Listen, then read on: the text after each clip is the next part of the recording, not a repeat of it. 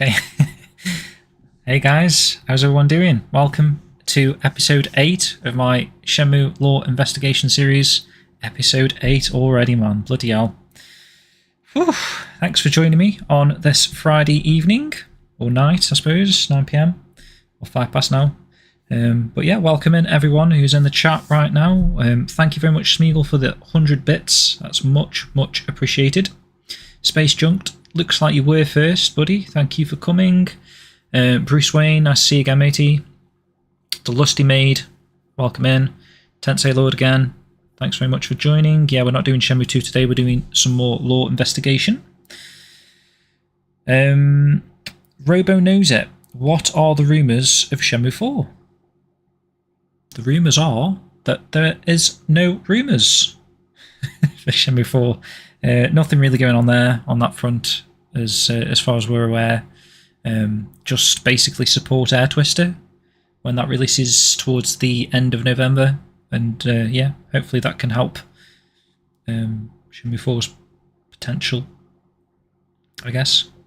XY Burr, welcome in, mate. Asmo, you too, welcome in.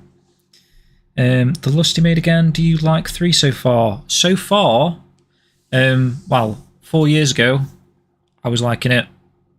2023, loving it. Yeah, played it through 3 or 4 times now, actually. Just gets better every time you play it. Ginger Fairy, welcome in, mate. On my own today. But, yeah, hopefully... Unless you mean everyone in the chat with guys. I was thinking you meant like me and Matt, but I get what you're saying, probably. Welcome in anyway. Right, guys, so I'm going to get stuck in. We've got quite a bit to get through today, actually. I've handpicked... Ooh, I was going to close it. I've handpicked a few subjects for us to be looking at today. I'm going to start with sort of a follow-up from the last episode. If you remember, we've just done 3 parts of real-life locations within Shenmue. So we've looked at like pretty much every chapter that's supposed to be happening within the series of Shenmue, all the way from Dubuita to, I forget what that last place was called, Shiyang or something like that. It was like a place I'd never heard of before, but that is like where the final chapter is supposed to take place. We covered all that in the last 3 parts. And one thing we did notice, because we were looking at Ren and his Mongolian tribe horseback riding background, something I never noticed before, on the back of his jacket is, if I can get my pictures up, of Ren here, actually, the back of his jacket.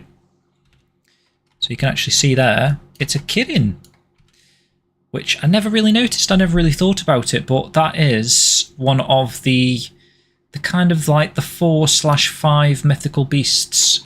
So I'm not really sure what that connection is for Ren, but there's a little bit on it here, the Quilin. We did, if you go all the way back to, I think I did do an episode on the 4 heavenly beasts. We did get a little bit on the Quilin. Apparently it's a legendary hoofed chimerian creature that appears in Chinese mythology and is said to appear with the imminent arrival or passing of a sage or illustrious ruler. Quilin are a specific type of the Lin mythological family of one-horned beasts. The Quilin also appears in the mythologies of other cultures. So yeah.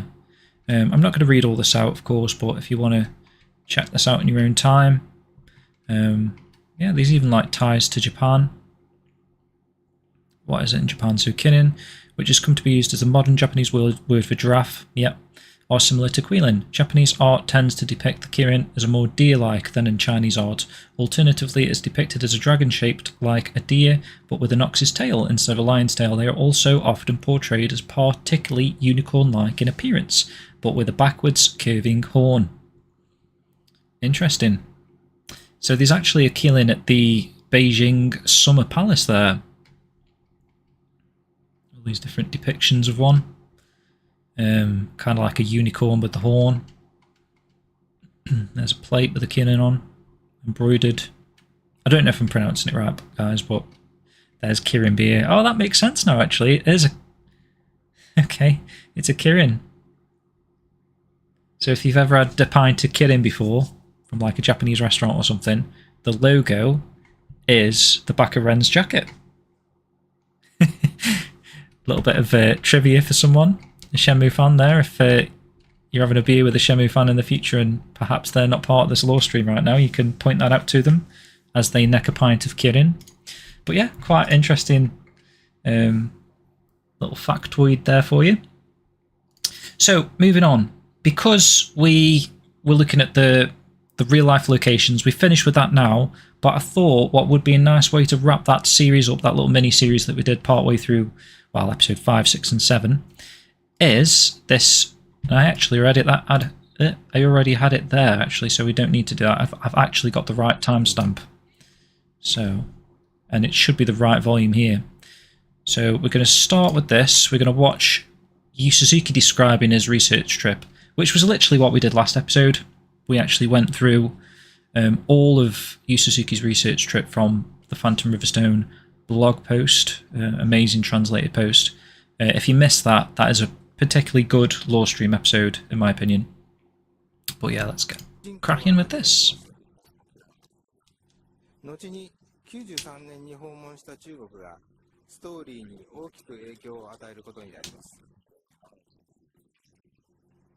Let me know volume levels as well, guys, if you can't hear this. This is his trip to China.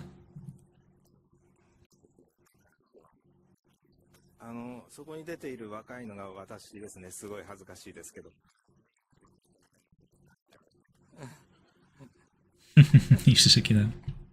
Might turn it up slightly for you. ちょっと8極拳のビデオテイクがありますからご覧に入れます。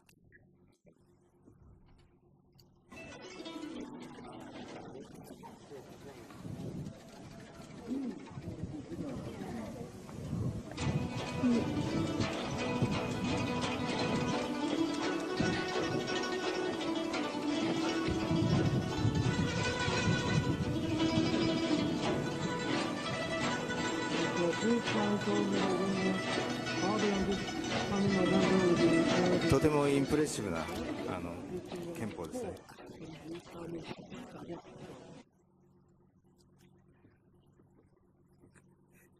返し技のヒントを得るために少林寺に行きました。その後、八極拳の達人ゴーレン氏老師を訪ねました。老師は酒の飲み過ぎで八極拳のはずが水拳状態になってしまう。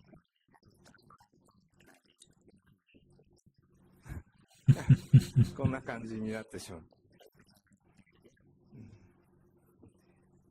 スパーリングの時に寸止めって途中でピュッと止まるんですけど、寸止めが効かずに私は石畳に頭から落ちて反抗部ができてしまいました。Broke a rib, actually. 今となってはとてもいい思いです。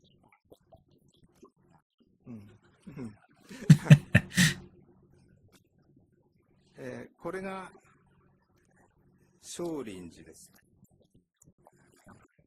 真ん中のやつが、万里の長城になります。ちょっと下の方のちょっと赤いのが珍しいですけど、これが自転車のタクシーですね。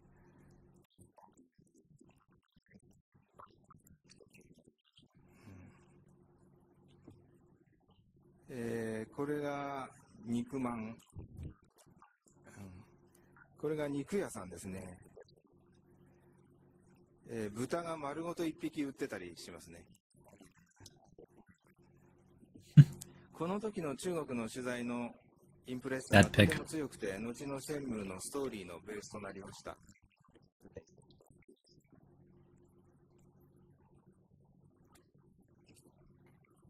次に起承転結の4部構成でプロットを作成しました。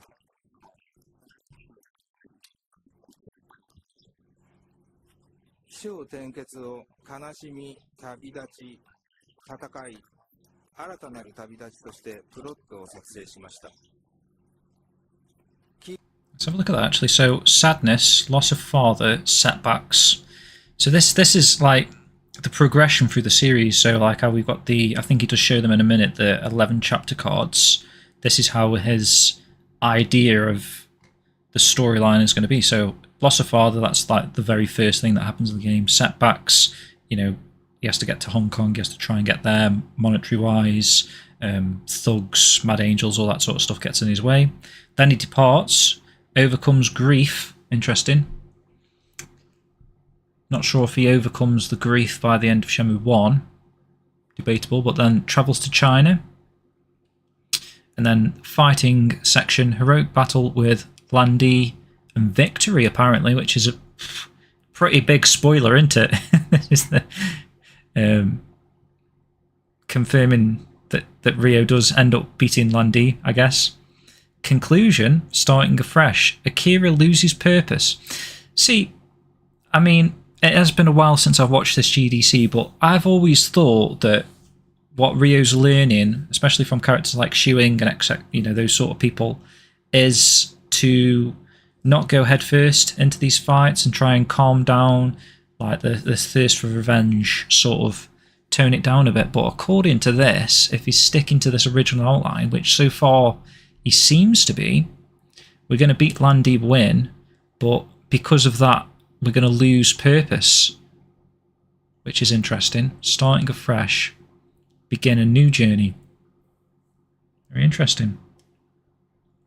Akira, was that a working name for Ryo? No, Akira, because this used to be, Shenmue used to be the Virtua Fighter RPG.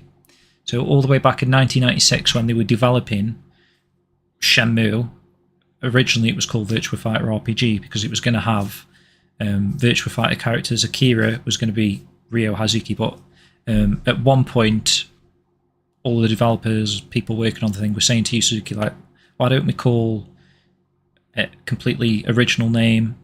Why don't we have the main character a completely original name? And they did. He did want to actually do that, actually. In the end, obviously, it went to Shenmue and Ryo Hazuki. Welcome in, Anadil. Thanks for joining. But yeah, very interesting there. I might have to have a little chat with Matt about that, because I completely forgot about that one slide there that sort of spoils the rest of the series. Ryo can't even land a hit on Landy. He's going to need some more training. Yeah, it's going to be interesting. How does he end up getting victorious against Landy?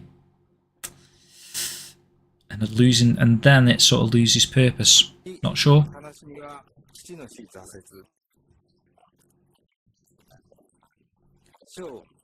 旅立ちは悲しみを乗り越えて中国へ。天、戦いは蘭亭との決戦、勝利。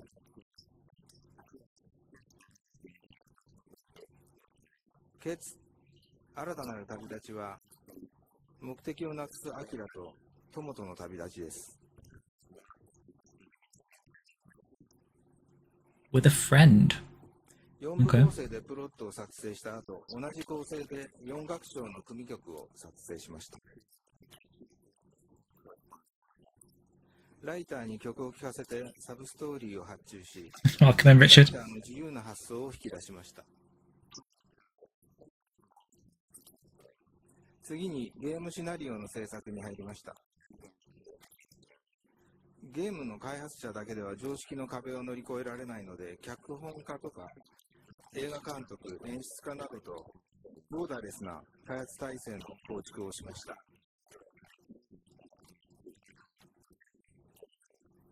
Borderless development. 毎週逗子マリーナで合宿ミーティングを行いました。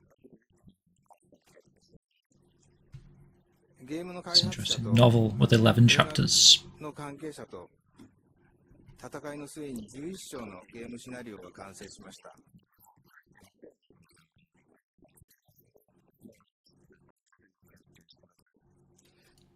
So there you go. It kind of confirms there that they've got at least the basis for what they want to do in each of the 11 chapters all the way to the end. It's not like they're making it up on the fly. Back in the day, they already novelised this stuff. Yeah, doing well. Thanks, Anadil. How are you doing? Thanks for asking. And yeah, Randy, I mean, that is kind of like, maybe it was called Randy back in Virtua Fighter RPG, this sort of era, but obviously they do tend to do that a lot because they pronounce the L's with R's, don't they? So it could just be like a literal pronunciation of the word there for Landy, but see what else it says. 言と付加した結果、メインストーリーの見通しが悪化しました。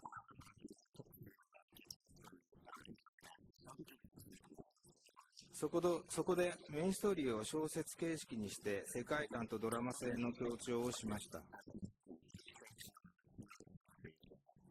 次にノベルの11章に対応した11枚のイメージ画を作成しました。スタッフのイメージを統一するために組み立てるイメージ画で世界観を共有しました。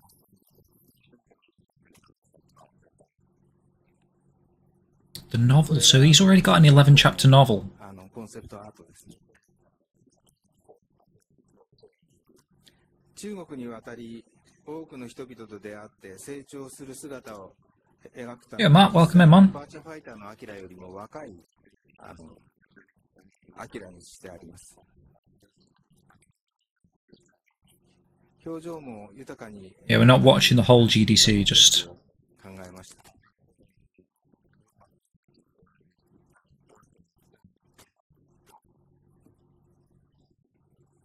Just to round off the real life locations I was doing. 章別に描いた実際のチャプターイメージになります。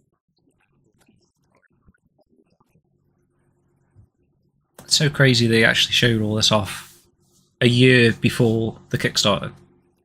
これがマップのイメージですね。マップのイメージはYeah, this is kind of what I was showing you in the last lore episode. 横須賀ですから、So 2章から香港に渡って中国をこう回って、中国の各地とリンクしています。What? Oh. I forgot about that. Mark Cerny's doing the thingy. So that's where we're going to stop on that.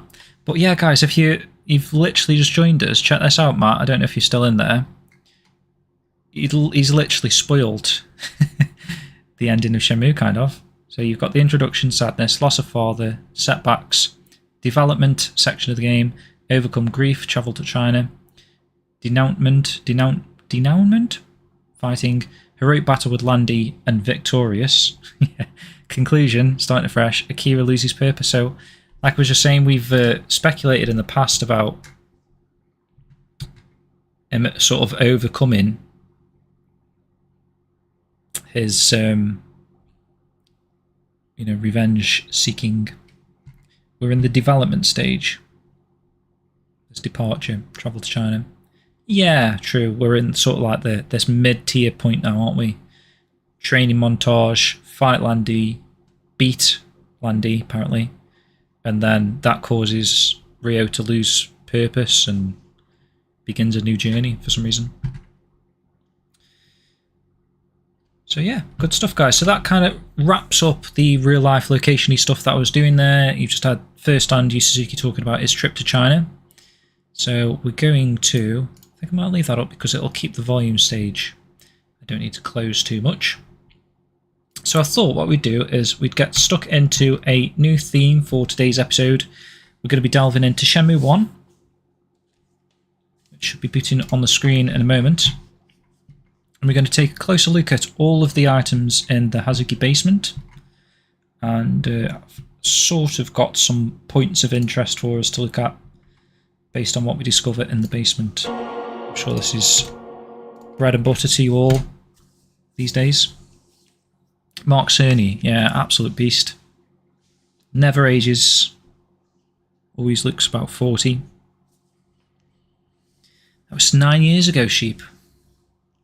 Feels longer than that now, really. It feels like we've been on a separate bloody journey mission since then.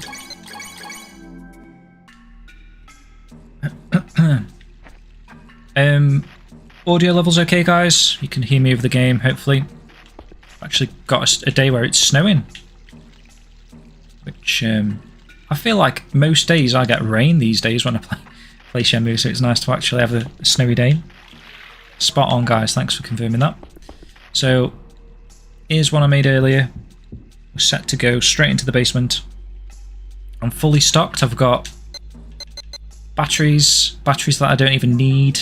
I've got 2 flashlights, which I didn't know you could do, but I tried buying one from the shop and it let me.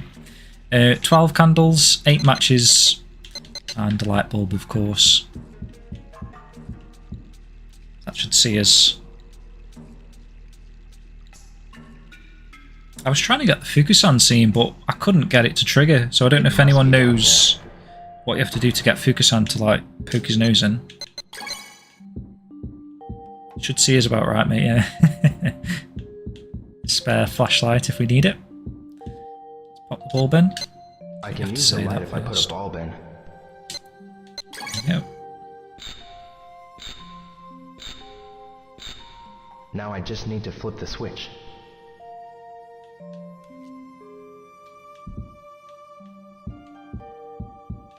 Awesome, relaxing music as well in the basement. Right, let's get some candles lit first. I can still use it.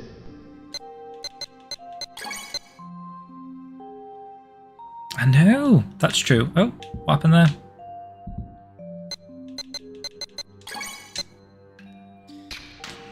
Nasty light bulb screw. Yeah, they literally attention to detail off the charts on it for every little detail. Wouldn't surprise me if you can hear the matches. These are all dried out. In the box.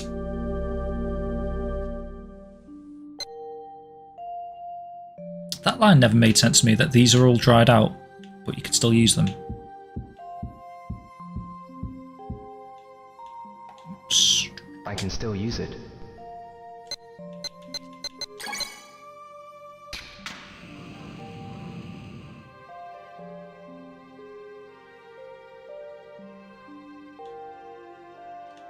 And if you guys didn't know, attention to detail, each one of these has its own light source. If I can actually lock onto the candle. I can still use it.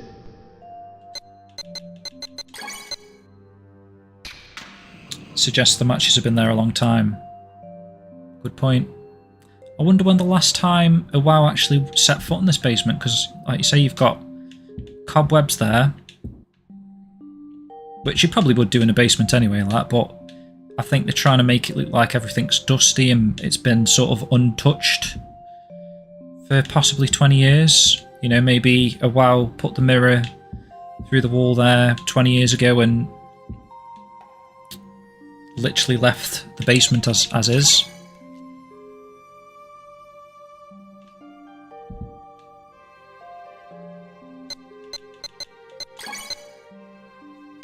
Right, so I think we've done all the candles. This one's probably finished burning by the time we get there. So I tend to go this way around the room. Don't know if you're the same. So let's check out every little thing here and see if we can get any It's brighter now. Extra details. I wonder if there are any clues here. Nothing in the vase.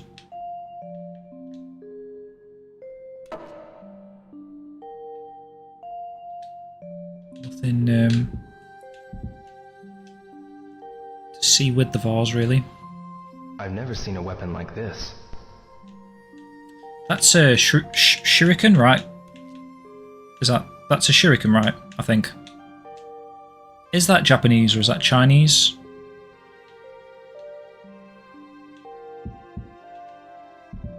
Stab armor. The stab armor? It looks like the name of a move. Assassin weapon. Does make you wonder, like, what type of items within the basement here are themed correctly, or maybe just thrown in for the sake of throwing them in. Like an assassin weapon. What's that got to do with anything? Don't know. This is going to be an interesting one to look at. Elixir of Eternal Youth. I remember my father telling me about it being used by martial arts experts in China. Where did father get this? From China, I'd have thought, mate. But yeah, so Elixir of Eternal Youth, or what we're going to be looking at now, Elixir of Immortality. I'd assume it's the same thing.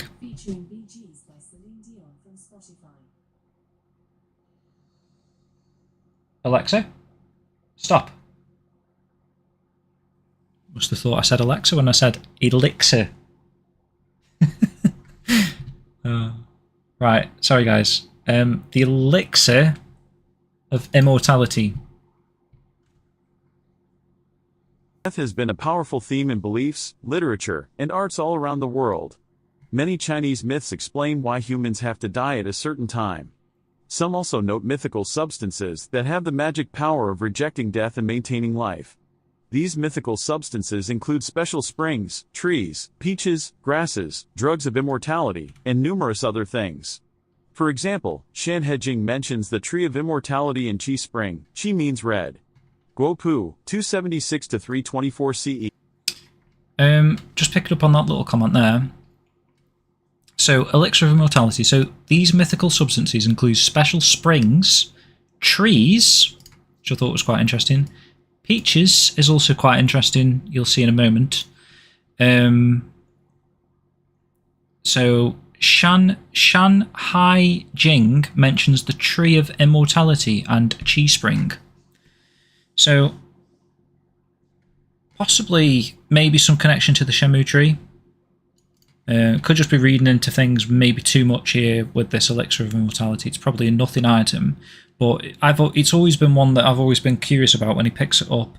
And, you know, Ryo literally mentions his father. You know, did he pick this up from China or something? You know what I mean? Those connections there. And I think there was also, back in the day on the forums, something that stood out to me that I remember. Someone mentioned that maybe the white leaf that's like still fresh, like really well preserved, maybe it had been doused in this Elixir of Immortality, or it's from the Tree of Immortality. Maybe it's a leaf from that tree where this elixir is made, possibly. There's a bit of a theory for you. An annotator of Shenhejing, explained that the Tree of Immortality could bring longevity to the one who took a concoction made from it. And thinking out loud, if Shenhua dreams about having 100 birthdays and she lives by the Shenmue tree, could there be some sort of a connection there, the Tree of Immortality? Maybe the Shenmue tree is a tree that people that live near it have some sort of power that allows them to sort of stay youthful, stay immortal. What do you think about that? Just thought that's really cool. Little cool theory there. I quite like that. The leaf, yeah, we don't really know where the leaf's from. I mean, it doesn't look like, I said this before, it doesn't look like a cherry blossom petal as such, that the Shenmue tree, those type of petals, but it could be. It could just be how they designed the leaf to look. It does look more like, and I know what you mean, but they're kind of like long red leaves, aren't they? Whereas this is more, we'll see it in a bit, in a moment or two, but it's more spherical, I guess. And the Qi spring could help one maintain youthfulness. A story recorded in Bozi, a treatise on research into nature, 3rd to 5th century say, states that 2 officers of Fangfeng, a giant god killed by the god Yu, stabbed themselves in the heart with their daggers and died. Yu felt sympathetic about their death, so he pulled out the daggers and revived them with the herb of immortality. The 2 then became the pioneers of the pierced chest people. Among these mythical substances, the Elixir of Immortality is the most famous, because it is often linked with some powerful or well-known deities, such as Shuangmu, the Queen Mother of the West, Yi, and Change. A popular story appears in Hainan, noting that Yi got the Elixir of Immortality from Shuangmu, but his wife Henge stole it from him and consumed it. Then she became immortal and flew to the moon. Yi was very disappointed but could not regain the elixir.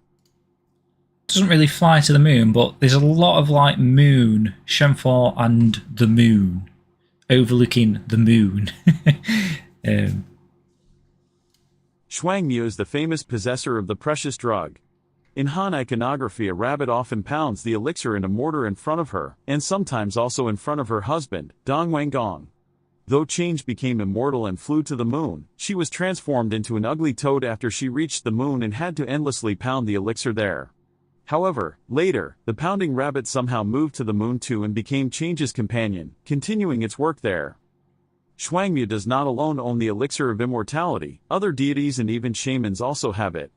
In a text in chapter 11 of Shanhejing, it is written that east of the Kaming Beast, there were several holy shamans named Peng, Di, Yang, Lu, Fan, and Xiang. They each held the Elixir of Immortality and surrounded the corpse of the god Ziyu in an attempt to revive him. So, I mean, it started off, I could see the Shenmue connections, and then later on it went into a bit craziness with like turning into a frog or something. That obviously I can't see Shen 4 turning into a frog, but I don't know. I quite like the idea that perhaps the tree brings the people that live near it sort of an immortality. 100 birthdays. Mentions about this chi spring as well, which could be why Shen 4 is particularly fond of the ternary spring, where there's another Shenmue tree.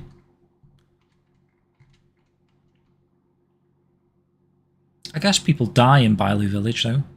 It's like not everyone's immortal, as far as I'm aware. But yeah, pretty cool. I like that. That's always sort of made me curious in Shenmue, the elixir.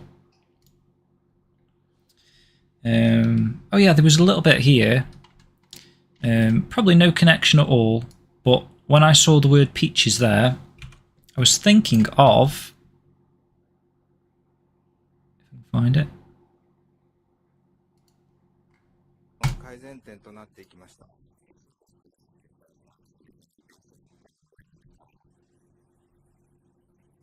プレイチェックとリサーチによって The old man and the peach tree. の構成が決まったので、早速サタンを使って RPG の基礎研究に入りました。タイトルは桃のじいさんと言いまして、フル 3D で描画、コリジョン、クリッピング、これらの負荷テスト、キャラクターコントロール、キャメラ、イベント、クエスト、会話システムの実験などを。 You got it, Richard, man.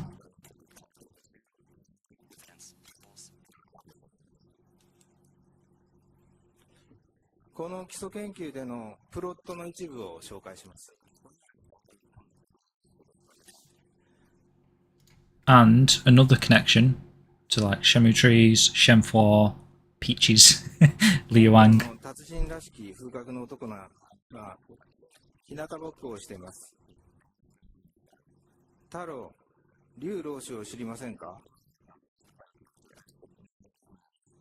男、わしは桃が食いたい。桃を持ってきたら教えてやる。クエスト、桃の木探し。門のそばにリンゴの木がある。手が届かない。門番から棒を借りる。リンゴをゲット。太郎はリンゴを男に渡す。男、わしが食いたいのは桃じゃ。男が激怒する。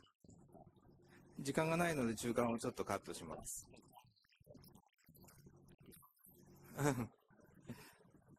老人の周りで子供たちが歓声を上げています。太郎はそっと近づく。ストーリーイベント開始。老人は石を投げ水切りをしている。老人の投げた石が水面に当たるたびに魚に命中する。魚が腹を向けて水面に浮く。子供たちは夕飯のおかずをゲットして喜んでいる。1個の石で2、3匹に命中する。常人離れした光景を目撃した太郎は、その老人が竜老師であると確信する。ストーリーはこんな感じです。これがシェンムーの大元の基礎研究になりますね。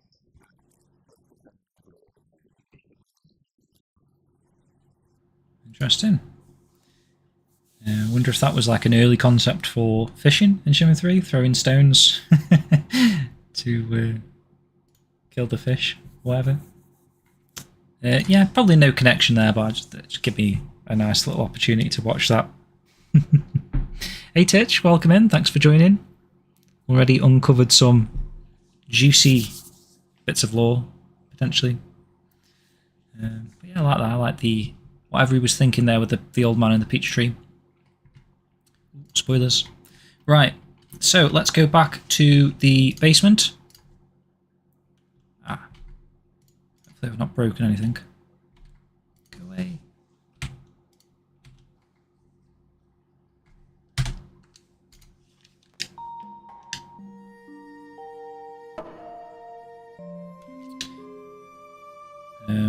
Right, let me get my bearings. So we've done all of that shelving unit, as far as I'm aware. I'm going to leave that little picture on the wall for the time being. Let's just open a few more things up. Yo, DMC Car 12, welcome in. There you go. And you can also see a tree in the background of the photo there as well. In fact, you could see more of the tree in the one he was just holding a minute ago, I feel like. Felt like you could see more of it than the actual photo. But yeah, you've got cherry blossoms obviously falling down there, so in fact there's quite a few. If you look, there's, see my arrow there, there's a tree there, cherry blossom tree there, and a big one here. So obviously this says on the back here, in Bailu Village. But unless it's a very early photo and they changed the game a little bit, there isn't a location with 2 trees, is there? Or is there? Is Turney Spring got a couple of trees? Or again, am I just reading into too much? Pretty cool. Let's do this shelf next. I'd have to check the Shenmue 3 photo and see if there's like 2 trees in the background there as well. Can't quite remember. Something's inside? It says good luck. Some kind of amulet? What an unusual shape. It's probably not from Japan. Probably not from Japan. Yeah, that's the kanji for luck, that is. Chinese character for luck.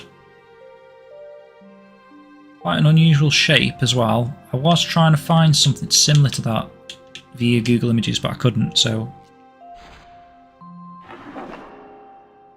they need to do a prequel that explains the whole relationship between them. Yeah, I mean, I guess we will figure that out at some point, but a prequel would be pretty cool. Oh, already been in that drawer. Matt says 1, I think it's the same asset from the DC game, so it should be the same number of trees. True that. Random book that doesn't say anything. Yo, Tactical Tinkerbell, welcome in. Nice to see you. Just so you nice. It's Bruce Forsyth. Trying to think who says that. Bruce Forsyth. We've got a Zodiac book here. Zodiac signs? These are also Chinese. And that's where the white leaf actually drops from. What's this leaf doing here? That's strange. It's not even dry. There you go. There's the little theory on the Elixir of Immortality being used on the leaf, or perhaps, like, you know, like you say, that could be a leaf from the Shenmue tree. All of the leaves stay immortal or something. I don't know.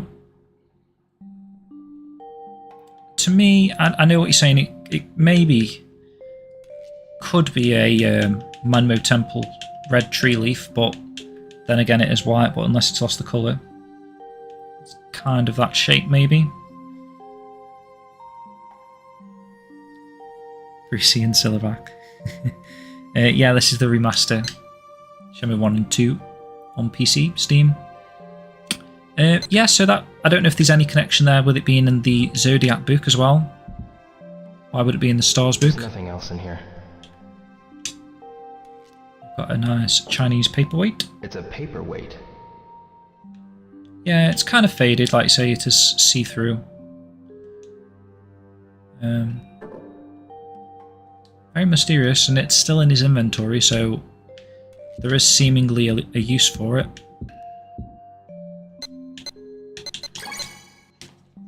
Let's utilise some of these candles and matches I invested in. I can still use it.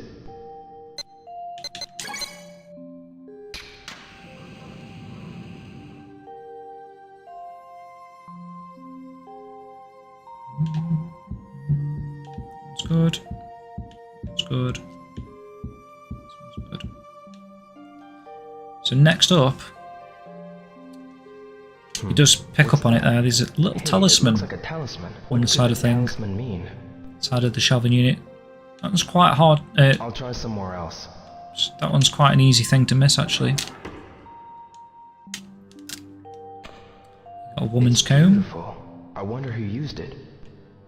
Potentially Ray's mother. Maybe. Yeah, definitely Richard. It is. It's the most mysterious aspect of the whole series, really, isn't it? And it's probably got no meaning. But it's like that thing that you remember picking up in the first game and never having a clue what's going on with this leaf. Yeah, confirmed, Asmo. It is. It's Landy's father's house in Ming, isn't it? There's nothing else in here. In the photograph. I can use it if I have a candle.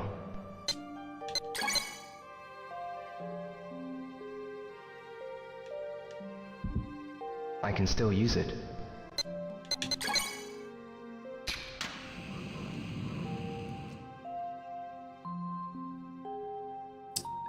I mean, it's more likely to have a use, right? Because it's still in the inventory. It's not been retconned or anything. So you've got another little bottle of... what's this one? Hachiri-san? Some kind of medicine? It looks pretty old. Maybe my father used it. Yeah, I did Google that. Hachiri-san, and nothing comes up. Apart from a Phantom Riverstone post. Shenmue related things. Got a sake cup. It's our family crest, a sake cup. Does this have something to do with my family? Some unusual items in a WoW's possession. You've got, if I can lock onto it, this one's a little bit difficult to lock onto actually, because you have to sort of look down and then zoom. It's beautiful, but why is it here? That, I couldn't work out whether that's a medicine ball, which is what I googled, or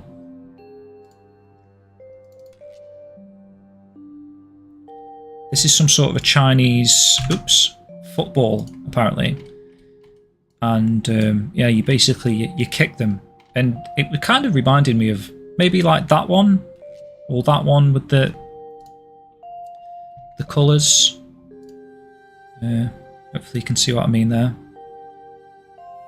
Looks like that's what they were going for, I think. Considering the pattern on the balls. It's like a Chinese football. You thought it was a sea urchin. Crazy. Right, let's see if I can do this. This is a little bit difficult. But you can actually look at the talisman. It's a sign. It seems to be sealed. Seems to be sealed. It's a sign. Which brings me to this thing called Fulu. So basically Fulu is a term for a Taoist incantation and magic symbol, written or painted, let me make it bigger for you guys, written or painted as talisman or lingfu by Taoist practitioners. These practitioners are also called Fulu Pai, or the Fulu sect, an informal group made up of priests from different schools of Taoism. These charms and amulets are also not confined strictly to Taoism, as they've been incorporated into several forms of Chinese Buddhism and have descendants such as the Ofuda of Japanese Buddhism and Shinto. So you've got the two different types here. Fu, or Shenfu, are instructions to deities and spirits, symbols for exorcism and medicinal potion recipes or charms to assist with ailments. Ailments. Apologies for my awful pronunciation. Liu is a registrar of the membership of the priests as well as the skills they are trained in. Other names for Fulu in English include terrorism, magic, writing, magic script characters, magic figures, magic formulas, secret talismanic writing, and talismanic characters. So the general design, Fu symbols tend to have irregular strokes that resemble traditional Chinese characters, often elongating existing words while incorporating non-Hanzi symbols. Now, I don't know if anyone's ever managed to read that, but it is quite legible, to be fair, in the remaster. I mean, someone surely can see what that character is.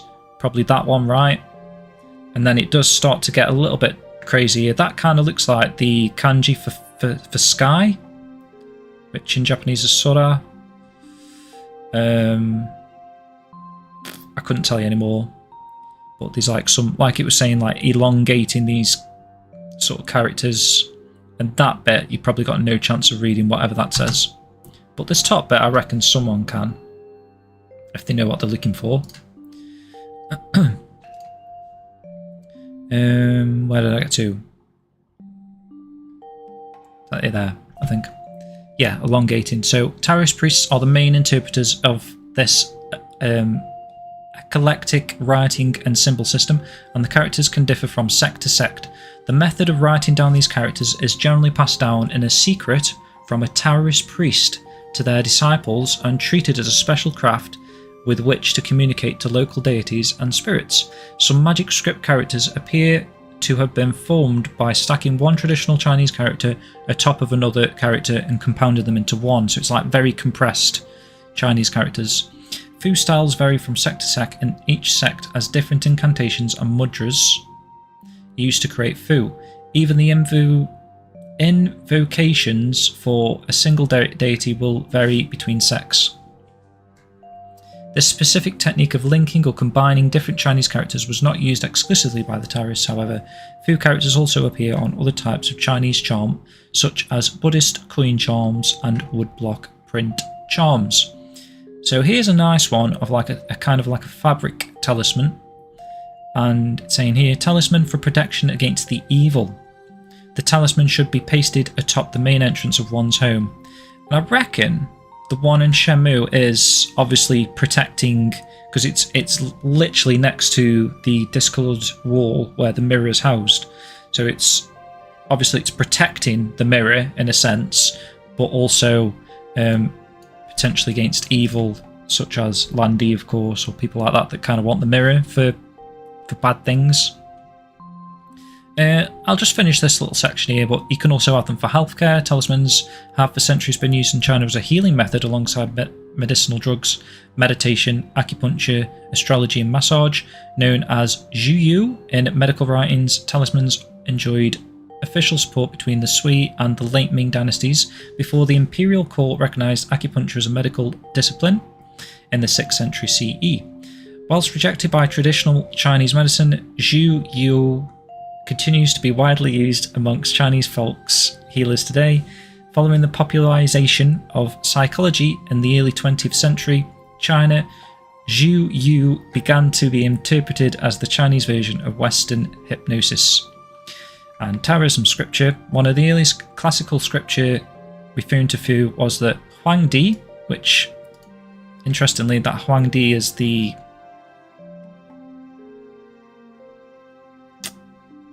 forgetting now, was that the one that was Landy leader? Was that, no, that Huangdi. Huangdi was the Yellow Emperor, I think, right? We'll do my series and I can't remember what we've learned. Although it does not contain specific instructions to write any talisman. The second chapter of each of the 3 grottos in the Daozang is a record of the history and feats of the Fulu sect, where it is described that the origin of Fu script is from the condensation of clouds in the sky.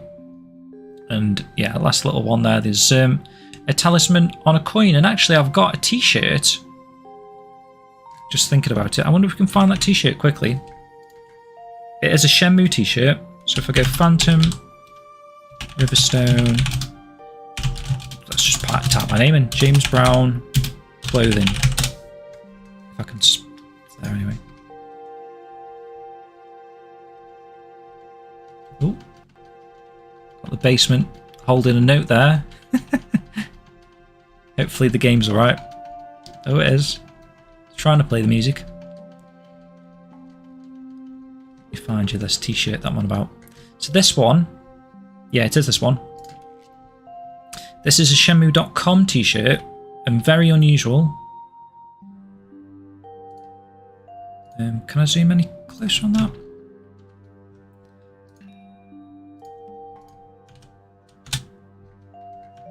Right. So, for some reason it's got like a barcode on the front of the shirt there, Shenmue.com. On the back it's got the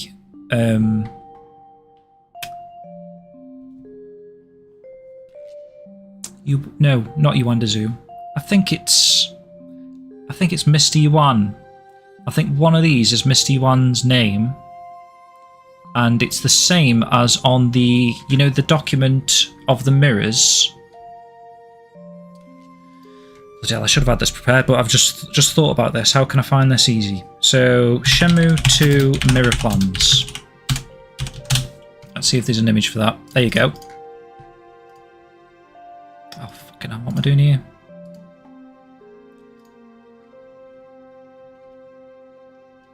Tell everything's on Phantom Riverstone.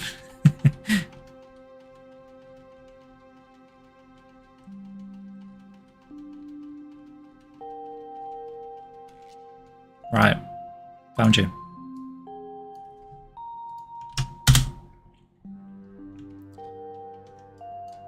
There you go. So Misty Yuan's mirror plans that he had commissioned from the Emperor. That little section there is the same as on this t-shirt, as you can see there. Exactly the same. Whatever. Characters. Chinese characters. I forget, one of these does say something. I was speaking to Switch about this a long time ago. I think that's Misty Yuan's name. But one of them could say something else. I can't quite think off the top of my head. Sorry guys, but the reason why I brought this page up in particular was because on the sleeve here is also a talisman. You can kind of see there. It's got like this sort of elongated, not the clearest image to be honest, especially zoomed in. But yeah, interesting. Very interesting. Let's close all that down now. So yeah, hopefully you enjoyed learning a little bit about talismans there. Back to the game. I keep pressing F12, I keep forgetting what the full screen button is, and it's F11. Just catch on chat second. Google Translate it, yeah, I don't know if it would. How would you go about doing that? So if I did that, let's do that, because that's not a bad shout. Google Image Translate. Translate images. Let's help. There is, yeah, image. Oh, we may have to save it first. Tell you what we'll do. I'm just going to put this image in the chat map with you a second. I'm going to save it.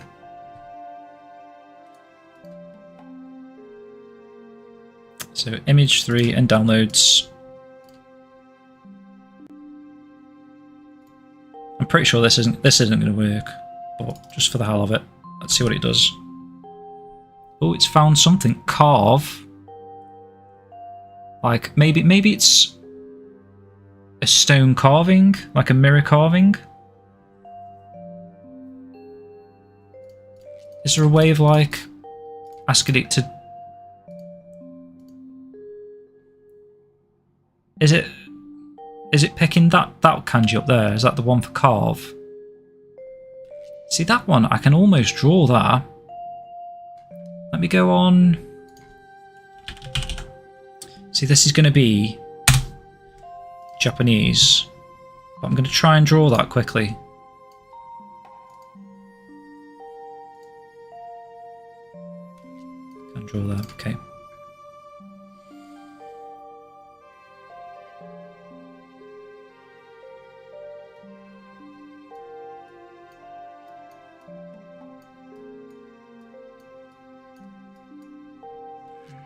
That was a bit shit.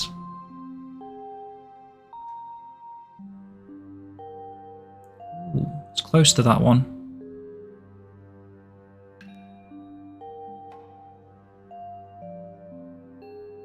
Try it again.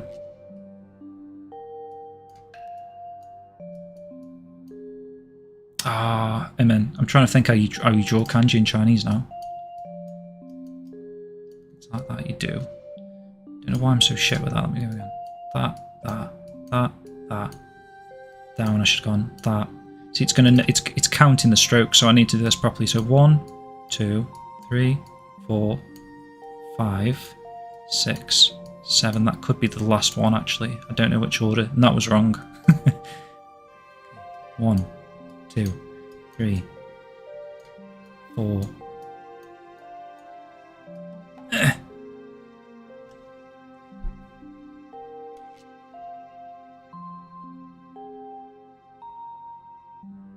Can't see it, guys. It is close to that. Let's go with that. What's that?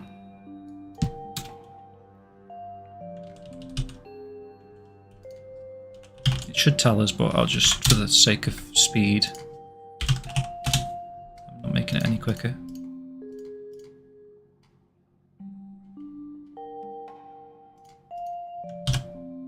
Enjoy. It's not that then.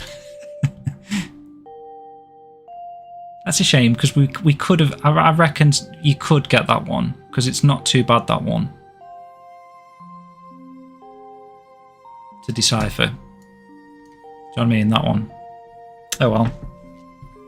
Just wasted 5 minutes of your life there, guys. Apologies. But yeah, that's talismans. The batteries are dead.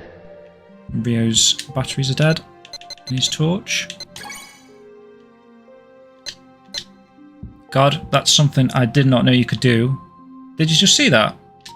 I thought you had to press on the battery and then apply it to the torch. But within the torch, there was an option here with a symbol that was like swap battery. Never seen that before. He's not even holding the torch. What's going on? There we go. Right, so... Apologies, guys. Let me catch, because I've got a little bit of a running order here.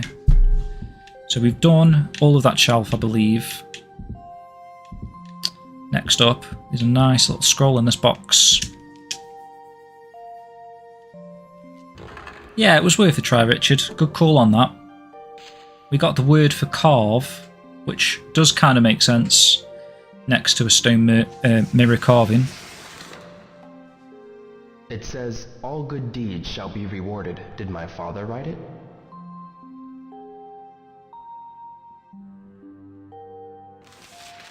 All these nice messages as well, aren't there, in the game, like morals and all good deeds should be rewarded.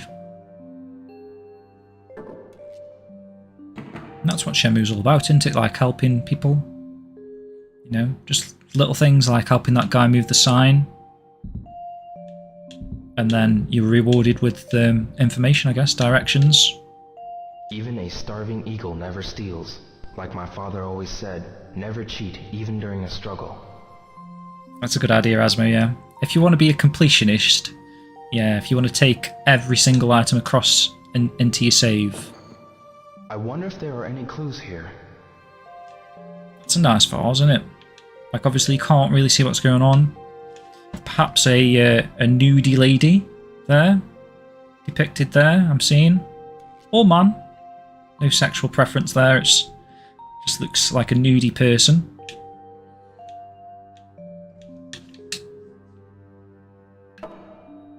I wonder if they reused that texture in the 5 Stars Court. You know, if Iwanda Zoo owns that particular type of vase on his shelf. Yo, Pepsi Soda Popcorn Batter. Welcome in. Trying to investigate just Shenmue in general, mate.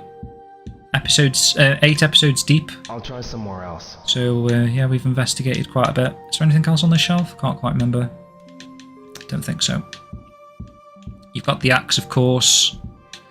It's an axe. What's it doing here?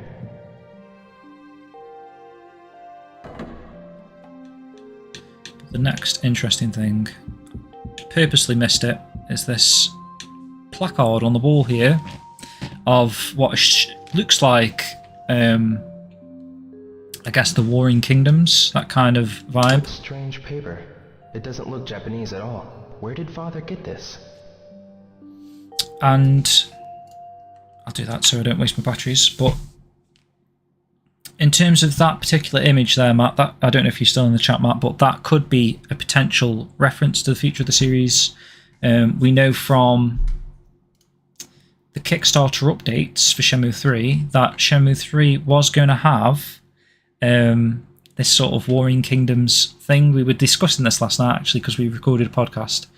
And I've got a few things about it. So firstly, actually, he did a bit of a teaser, Yu Suzuki did, in a sort of like a Reddit AMA, like a question.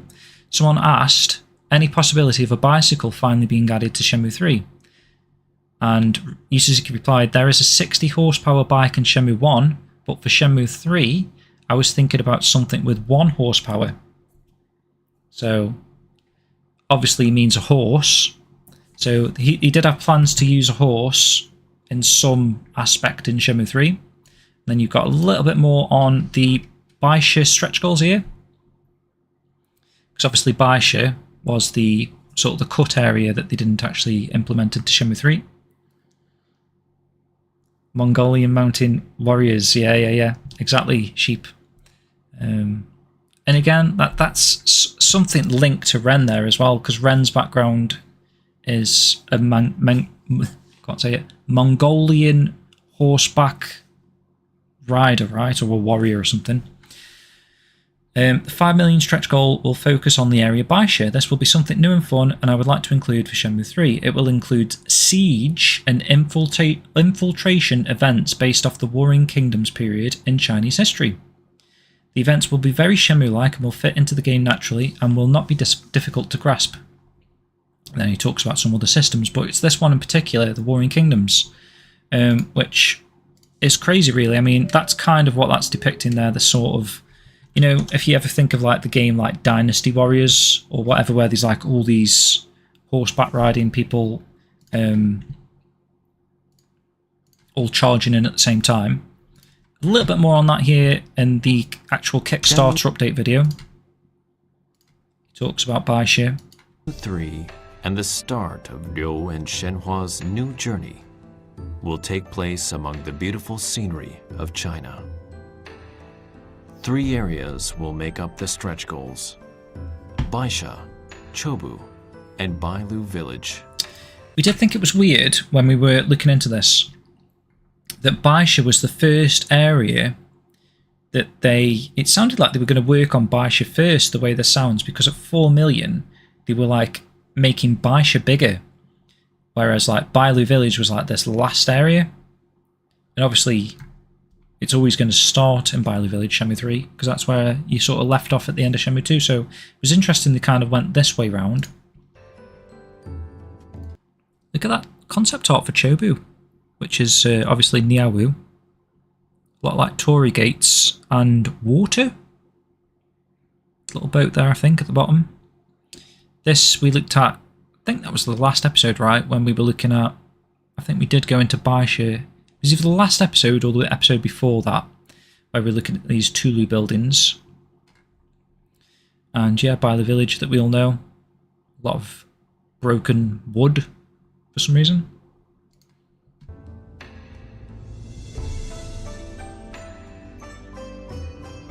Baisha will show off what Shenmue 3 is all about. Live out a siege game reminiscent of the Warring Kingdoms. See which strategist will come out on top. So that's all you get from Baisha.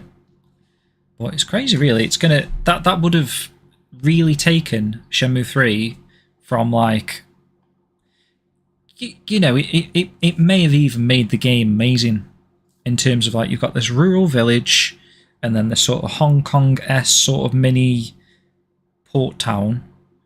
And then you've got like this crazy brand new sort of location with those, obviously those Tulu buildings, and what was going to be a big siege battle, which, you know, you can't really picture in your head how that would have gone down in Shenmue terms. Just to show you there, I've got the stretch goals up as well. Little image there. So this is kind of what I mean. So they reached these stretch goals early on, and then the next set that they added, you know, they're starting with Baisha. Baisha. Then all the way down here is Bailu Village. So it's really interesting that they ended up cutting Baisha, or I don't know what their plans are, saving it for next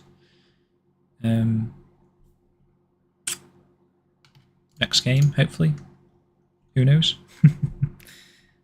Yeah, the scope probably was too big, Matt, you're right. I think what I was saying to Matt was I feel like, and this could be related to like how we got these videos, obviously the Kickstart was in 2015, and then we saw, I think it was 2016, in one of the Kickstarter updates, that where Yu Suzuki, it's like very briefly, or it was in Adam Scipioni's documentary or whatever, it was, I think it was 2016, but he was pointing at, and we did watch this last episode as well, the design of a Tulu building, you know, that looped video we were watching where, still got it, might still have it.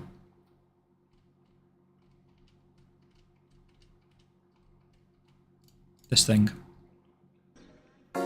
Probably better to show you. Has it got a year on this? 4 years ago, but yeah, the video probably doesn't really. Can you remember when this was, Matt? Was this 2016? So this is what I was saying to Matt, if I can get my bloody words out, is it felt like perhaps then seeing this footage here very early on Shenmue, you've got a really old rear model. They maybe started working on Baisha first, maybe that was the original intention for some reason, and then realised that like, oh shit, you know, we spent so long on creating the game systems, we're, you know, time constraints, especially when the original release date I think was actually 2017 or 2018, so they were probably just panicking a little bit that they hadn't really created an awful lot of the game.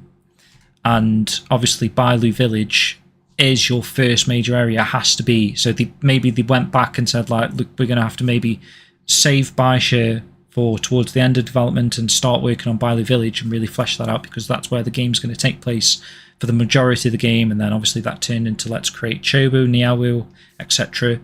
And then obviously as things went on and they kept improving the graphics, more people came on board, Deep Silver trying to force the game out the door. Obviously they probably would have maybe tried to squeeze Baisha in if they could have continued developing, but then obviously where'd you draw the line? It's that kind of thing that happened all the way back in the day with Shenmue 1 and 2, where'd you actually draw the line, where you're satisfied with your game at that point. So perhaps then that was that point where they were like, you know, we're not going to have time to complete Baisha, which is a shame. But then again, maybe they could be saying, well, let's save it for Shenmue 4 and let's create this whole brand new ending with the castle, the Niawu castle. Yeah, that could be what could have happened. Because it always felt like Baisha would have been that third part of the story, right, of Shenmue 3. It would have been the place where Ryo fights Lan Di. That's how it felt like, this big siege, infiltration on Lan Di's base or whatever it was going to be in Baisha. That's how it felt like to me.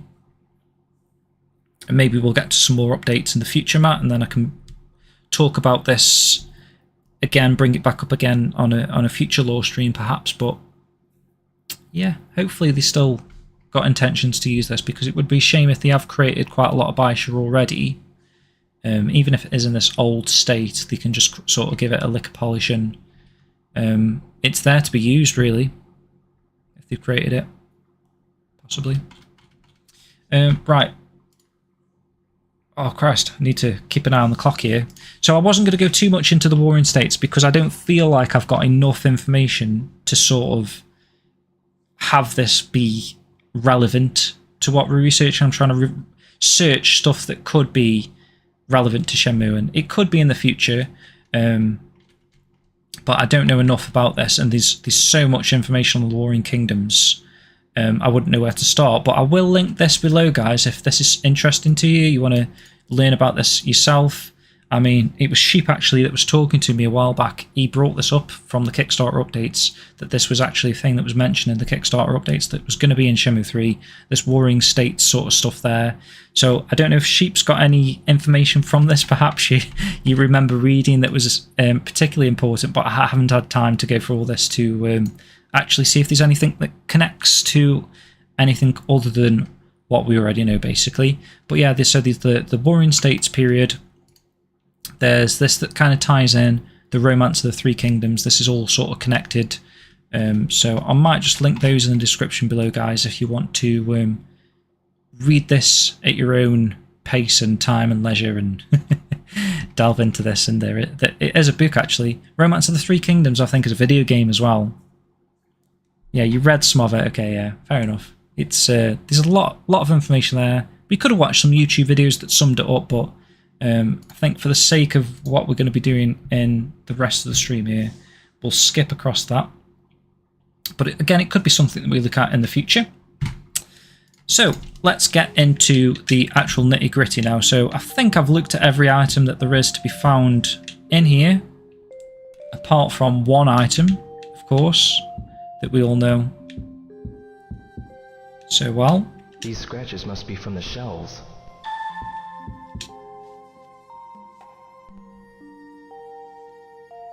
Coasters are sticking to me glass titch.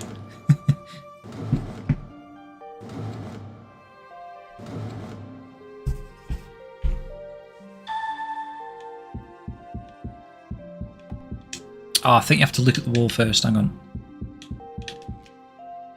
Huh? That wall. The color's slightly different.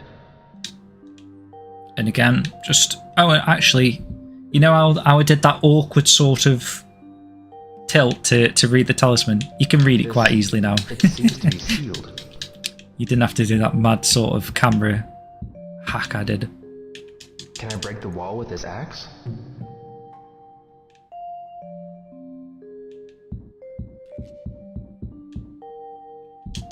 Hiya!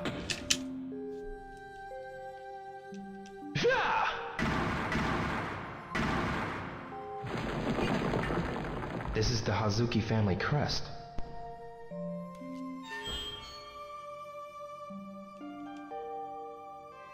This box.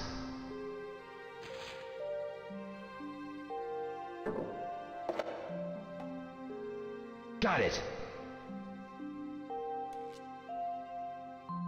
It's the Phoenix Mirror. Oh. I wonder if we ever get the Dragon Mirror, it's going to play a different sound when he picks it up like that.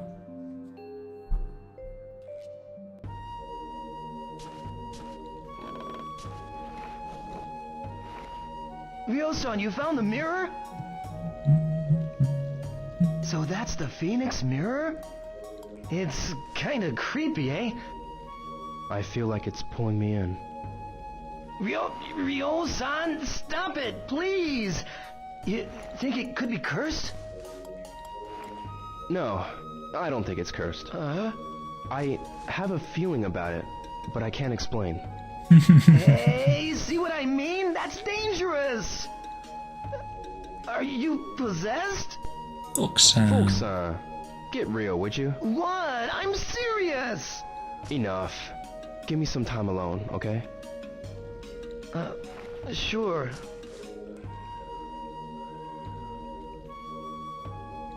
I should take this mirror to Master Chen. I was having a little chuckle at your comments, I love me. They've got like it's on some hard drive somewhere. This is the 2-second MIDI file of whatever they're going to play when you pick up the Dragon Mirror. Look how shiny that middle jewel is. See that? It's like reflecting the... Is that actual a one-to-one reflection? Is that the Shenmue tree? Oh, well, not the Shenmue tree, but the Hazuki cherry tree that's being reflected in the gemstone there. Obviously, it's not the shiniest mirror, but yeah, if you didn't know much about what these are, these Chinese stone mirrors, we're going to dive into some videos now, actually. So this is a real-life Chinese mirror, apparently. I think this is bronze. Go all the way back to the start. Please, YouTube gods, don't fuck this stream up. Hi, it's Mike Chen. There are those among us that seek to find proof that our ancient ancestors possessed advanced knowledge and technology that equal, if not surpass, the things we know and are able to do in modern times. And among the strangest objects in the world that seem to serve as evidence. I'm going to pause it quite a bit just so we don't get any copyright strikes, Matt. You're probably shitting yourself when I start playing things. What have we got? Is that a phoenix there? Or is that some sort of a different bird? And then something... is that two phoenixes perhaps on this one? Ancient knowledge are the so-called magic mirrors of the Far East. These are, of course, not mirrors that compliments people and tell them that they're the fairest in all the land. So what exactly are these magic mirrors? Well, the Chinese and the Japanese of ancient times were owners and makers of precious and rare mirrors that are made of solid bronze, but at the same time can seemingly and magically let light shine through them. The Chinese refer to these artifacts as mirrors, which are permeable to light. In the Western world, of course,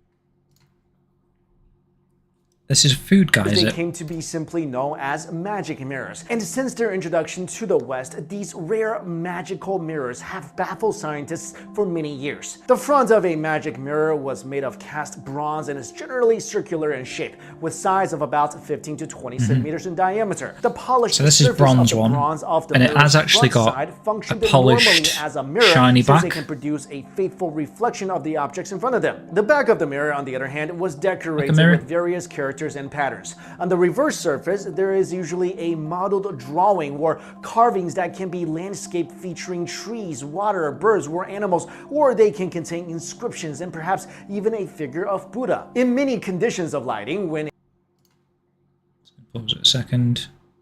That's more like a handled one. Skip a little bit. magic happens when the mirror is held in bright sunlight. When an No worries, especially Osmo. Thanks for bright joining, beam of man. light is reflected off Have a a nice magic walk. mirror and onto a clear surface, its reflecting surface can be seen through. Hence, So this is really interesting, and he's going to sort of show you that in a minute, and I've got another video that kind of shows this. So basically, and I don't know if this is going to happen in Shenmue, I mean, you kind of get the Yuandazu smoke and mirror sort of thing where he dims the lights, blows his smoke, and then you get the star reflection. So there's kind of like a reflection-y thing going on there, in a sense. But what's going on with these types of mirrors, these traditional Chinese-style mirrors, basically, if you shine a light at the front of surface can be seen through. Hence, the pattern, it becomes possible it seems like to it's like inspect see-through. the written character or patterns on the back of the mirror from the reflection cast onto, let's say, a dark wall. It is as if the solid bronze had become transparent, making this luminous effect one of the most unexpected and most captivating mankind has ever seen. So who created these magic mirrors? There are many historical It's a big variations. big dragon there on this mirror. With regards to the origin of these magic mirrors of the Far East. However, it is generally agreed on that these ancient artifacts appeared for the first time in China around the 2nd century BC, and that they were produced in large quantities Skylord, during possibly? the entire period of the Han Dynasty. Carriage? Like I mentioned before, these mirrors eventually made their way to the West, where the first magical mirror appeared in Europe when the director of the Paris Observatory brought with him one in the 19th century upon his return from China. The mirror presented an irresistible mystery to the French Academy of Sciences, and despite their efforts to register its behavior, they could never fully understand why it could do what it can do. Then in 1878, 2 engineering professors presented the Royal Society of London with a variety of magic mirrors they had brought from Japan, and for the first time they managed to make technical observations about their construction. However, nobody at the time could determine what produced the ghostly and beautiful projection of light from these mirrors, giving the impression that the solid mirror is transparent in some way when it should not be the case. So for many centuries, the supposed mystery behind these ancient mirrors left scientists and collectors perplexed, and they labeled the abilities of these mirrors as impossible optical illusions and therefore magical. So what is the Magical. I'd like to actually own One of these types of mirrors would be really cool. It would be cool.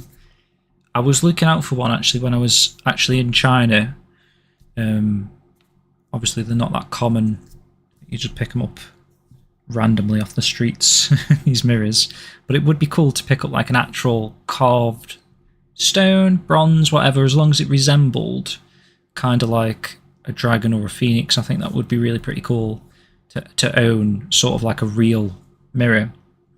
There has been a couple of people on the Dojo forums who have shown off, like, I picked this up from eBay or something, like this sort of old antique Chinese mirror that's got like a dragon on it. Really cool stuff. I would love to own it. Magic behind these mirrors? Well, Western scientists began their examination of the magic mirrors from the Far East back in 1832, but their efforts did not produce desired results right away. Even in the East, it seemed the knowledge of how to intentionally recreate these magic mirrors were elusive. That's because about 1200 years ago, the secret to constructing magic mirrors was recorded in an ancient Chinese text titled The Record of Ancient Mirrors. The book supposedly contains the secrets of these enigmatic objects and their construction. It described the method of crafting solid bronze mirrors with decorations, written characters, or patterns on the reverse side in such a way that they could cast a reflection of these images or inscriptions on a nearby surface when light hits the front and polished side of the mirror. Unfortunately, it's amazing that they managed to do that. So, you know, a lot of the ancient civilizations of like yester-era, extremely intelligent bunch of people, aren't they, when you think about it? You know, the making of pyramids and all the tombs and sarcophaguses and all that sort of stuff, and just to have the initiative, no, what am I trying to say, the you know, that this is a possibility, a thing. I don't know if they just stumbled on this or it was like mathematically planned out, and the book has been just lost amazing. for over 1,000 years. It was in 1932 when it was finally discovered why the reflections of the magic mirror showed the designs on the back. According to British physicist, chemist, and mathematician Sir William Henry Bragg, although the surface of the mirror is polished and seems to look like they're completely flat, the front is actually curved into a convex form by scraping and scratching before the surface is polished. Okay. It is then coated with a mercury amalgam. This complex process creates stresses and buckling, resulting in bulges on the surface of the mirror, which is too minute for the naked eye to perceive. These bulges are the ones that match the design carved on the back of the mirror. And so, when the mirror reflected bright light or sunbeam against a dark wall, it's the crazy. effect reproduces the patterns in a magnified manner as if they were passing through solid bronze by way of these light beams. It is impossible to So note, it took them however, like that all the way to the while this 1900s method to figure it explains out. the creation of a Chinese or Han magical mirror, it is not the same method that is applied in making a Japanese magic mirror, as the optical properties of the images produced by the two types of mirror were not made by the same process. Moreover, unlike the rare Chinese models, there are many Japanese magic mirrors around the world, probably because in ancient Japan, mirrors were considered precious items that were carefully taken care of. So today, it is rumored that Yamamoto Akihisa is the last manufacturer of magic mirrors in Japan. And when the Kyoto Journal interviewed him, the artisan explained part of his technique in making these mirrors, which he revealed that he had to learn from his father, who also learned from his father, and so on over several generations. Even now, our generation is just starting to learn about these magic mirrors, and there are actually a lot of things we do not know about these ancient artifacts. And perhaps we may never really know the true meaning behind these magic mirrors because ancient records describing these mysterious objects are gone forever. Nevertheless, it cannot be denied that these ancient magic mirrors in China and Japan are already a part of the magical history of mankind for being undoubtedly one of the strangest objects in the world. Alright guys, I hope you enjoyed this video. Really cool. And then we've got a good demonstration here. There's a guy that's elegant box from China. I do like these brass hinges and I love these anti-slip devices on it. But what's inside? Well, sounds like someone off the Antiques Roadshow. Aha, one of my all-time favourite optical toys, the magic mirror. But what packaging for it? For the first What's so time magical ever, about them? You're about to see all my other magic mirrors. a SE14. The thing itself is beautifully packaged, complete with a tassel and all. Hey Vivi, welcome in, man. Mirrors on the back, but what you're going to see eventually on the back of the mirror is this sign of the zodiac. The Chinese version of it was the year of the horse. This is kind of like a cheap mirror. Apparently it's completely blank. Way it looks to me. That's how you set it up. It works best of all with sunlight. If you get the sunlight hitting it at an angle from the sky, the image here would be unbelievably clear. It's really the best way. Something you could but probably buy I'm going off to show it in a minute with a torch. So this is it's a Chinese mirror. I can see my AliExpress or face in it. It's a curved one, but if I turn it towards the camera, oh, there we are. Look, that's Tim's face. So it is working as a mirror. That's the main thing. But it does something much more. Yeah, so that's what they were saying, because it's curved on the mirror side. So to set it up, we provide the box and the mirror, but not mirror the looks stolen. But we've put it over here, and in order to make it work well for just non-sunlight, but with a torch, we're going to dim the studio lighting, and then it'll work extremely well, and I'll show it to you. So that's how it's going to start. And with the lights dimmed, you'll see something quite remarkable. Quite so magical. The mirror set up, and this is the torch, my own torch, which I'm going to provide with it. Turn the torch on, and I'm using just a bit of paper, that's all. So the mirror itself has been turned away from you. That's the image we're going to see in a minute. But when we shine on what should be a completely blank screen, the front bit, the front mirror, somehow an image appears. This image As you magic. on the back is being magnified. I can magnify it even more, bring it, but that gets out of focus. So there's a Go on, AA, explain that then. If you don't believe in magic, can you explain that to me? So he's pointing the torch at the mirror side, so the actual character side is completely obscured. The torch closer, so how is the reflection of it? Paper further away, but at a certain point, it's probably at the crispest and sharpest of the images. Let's see if I can get the whole of the pattern into the paper. About there, I'm getting almost the entire pattern now into paper. It'll work very, very much stronger in sunlight, which you'll have to try. But as a torch, using my torch on this, it's really quite remarkable. I'm seeing a perfect reproduction of that. He gets a pipe out. The Chinese zodiacal signs. Quite hell, it's a Big Dipper. Mirror. There you go. And that is a Chinese magic mirror or stone mirror. Based on Shenmue, potentially. And a little bit more on mirrors, actually. This is going to be like partially a mirror-themed episode now we've turned this into. I've got a bit of audio to go with this. Bigger F11, thank you for the reminder in the chat, whoever that was. I'm not going to do the whole thing because this is absolutely insane, this article that someone's written about mirrors. But just the first bit's quite interesting because it's about dragon mirrors.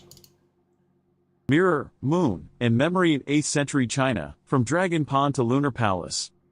Why the flight to the moon? The bard's one-time felicitous phrasing of a shrewd observation has by now fossilized into a commonplace, that one may hold, as 'twere, the mirror up to nature, to show virtue her own feature, scorn her own image, and the very age and body of the time is form and pressure.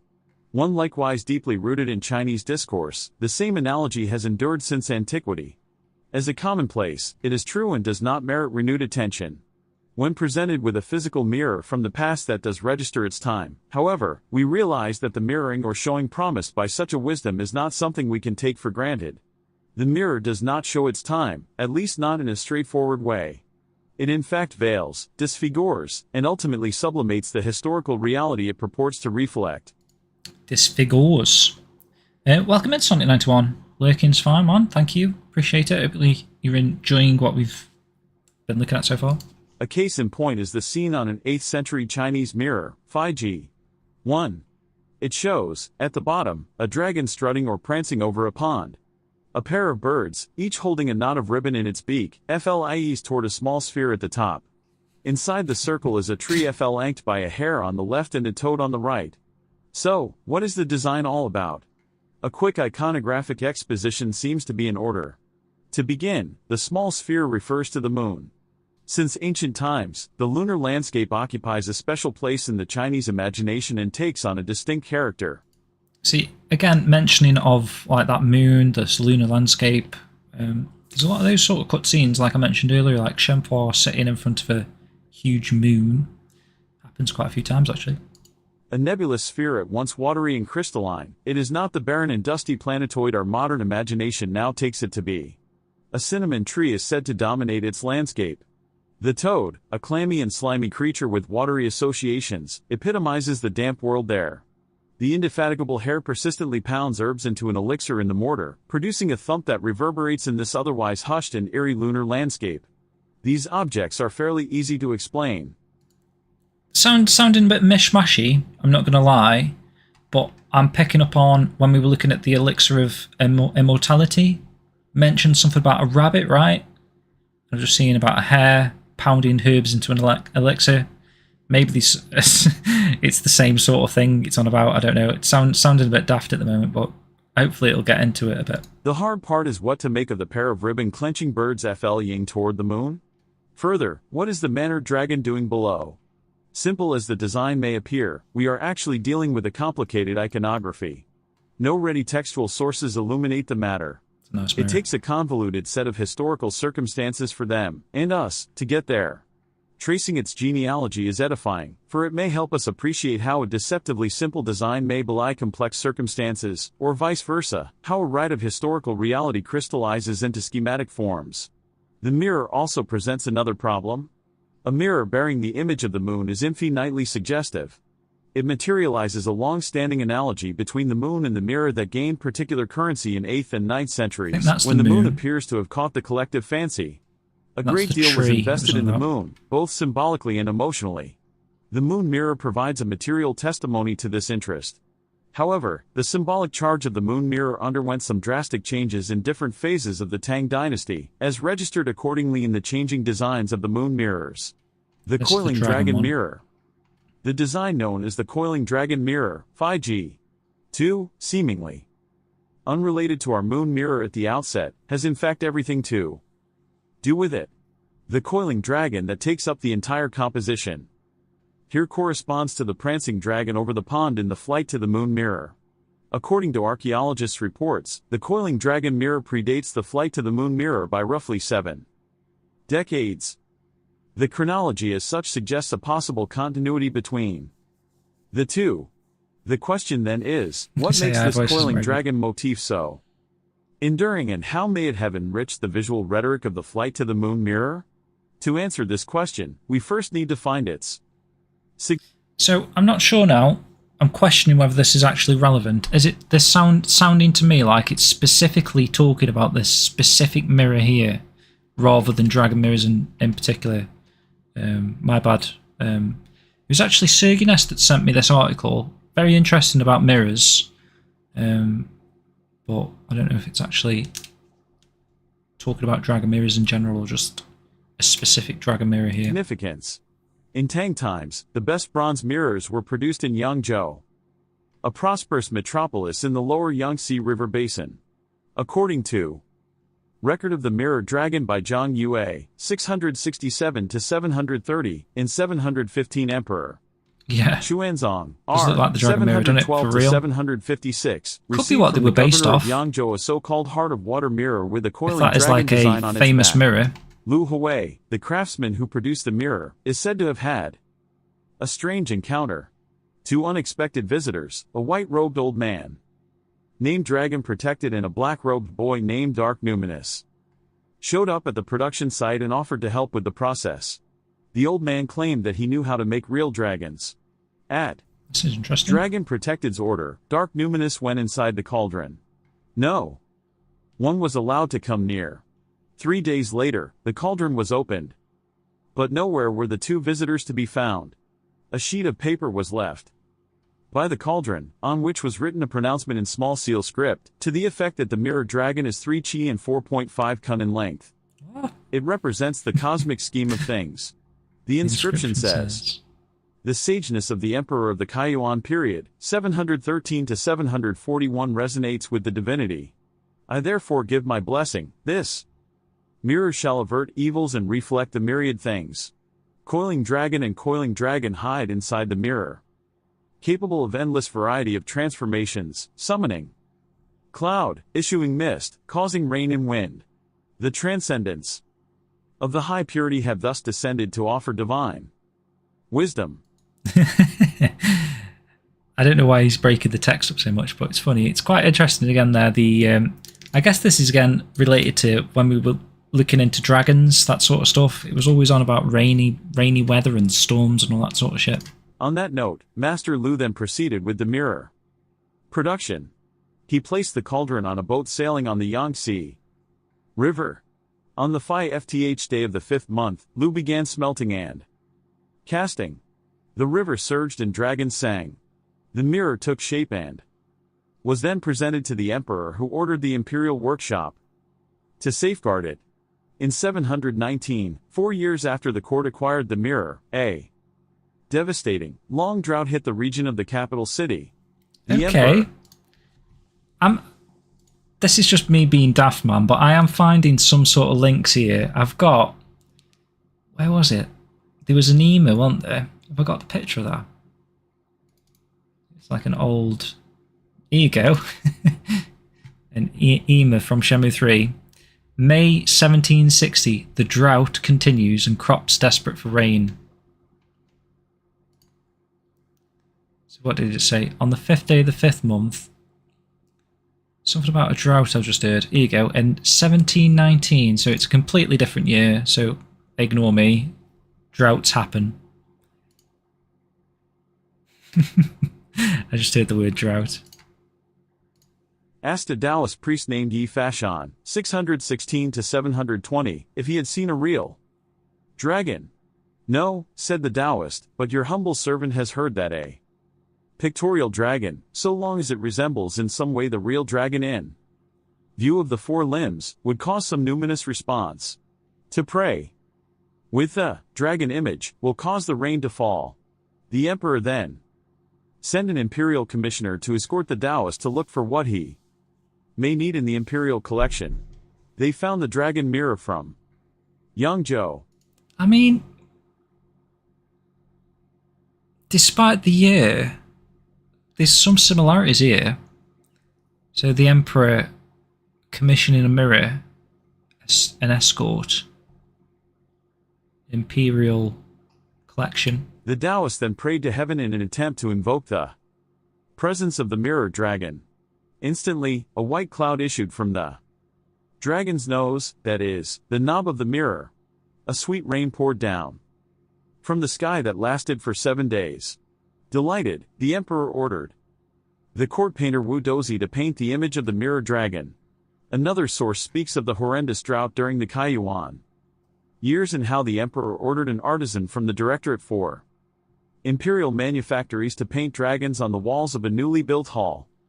Beside the dragon pond, white smoke leapt from the walls into the pond. Soon a white dragon soared into the air and sweet rain poured down. No doubt, these tall tales reek of some fictive spinning. There is, nevertheless, some historical ground to them. The standard histories record a long drought in 718 and 719. A set of formal texts in the form of memorials, eulogies, and prayers composed by Zhang Yue, an official of Xuanzang's court, that celebrate the long-awaited rainfall following a drought lends further credence to the circumstantial reality described in the Dragon Mirror Tales. Bronze mirrors are traditionally invested with the symbolic power to avert calamities. The dragon image is always associated with, among other things, the efficacy of invoking rains. Taoist scriptures and ritual practices convey the conviction that the dragon pictures, Longwen, and prayer can call forth dragons who dive into the 4 seas to bring waters to the drought-inflicted area.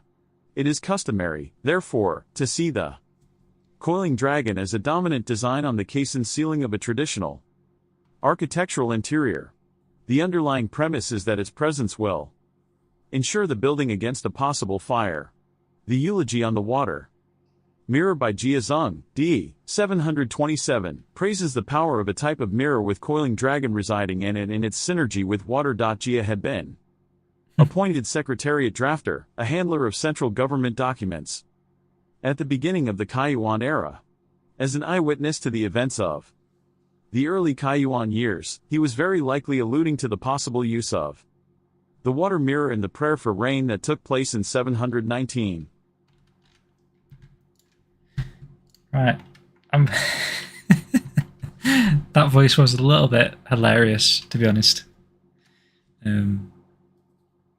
Don't know what happened to the AI voice there. It's usually quite well. They usually work out fairly well, but obviously that one couldn't process this strange sort of formatting, I think, of the text.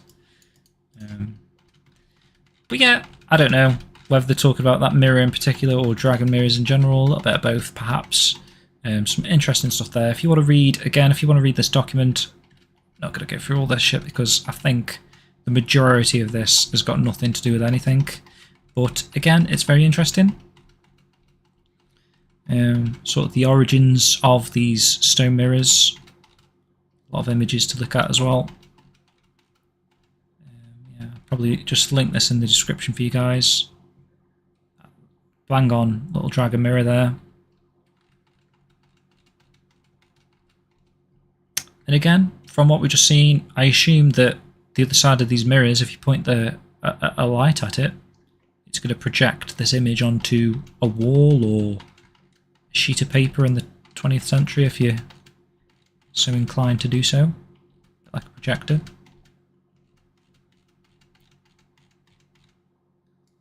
I don't think we could have stood sitting here listening to that AI voice with the whole of that document there.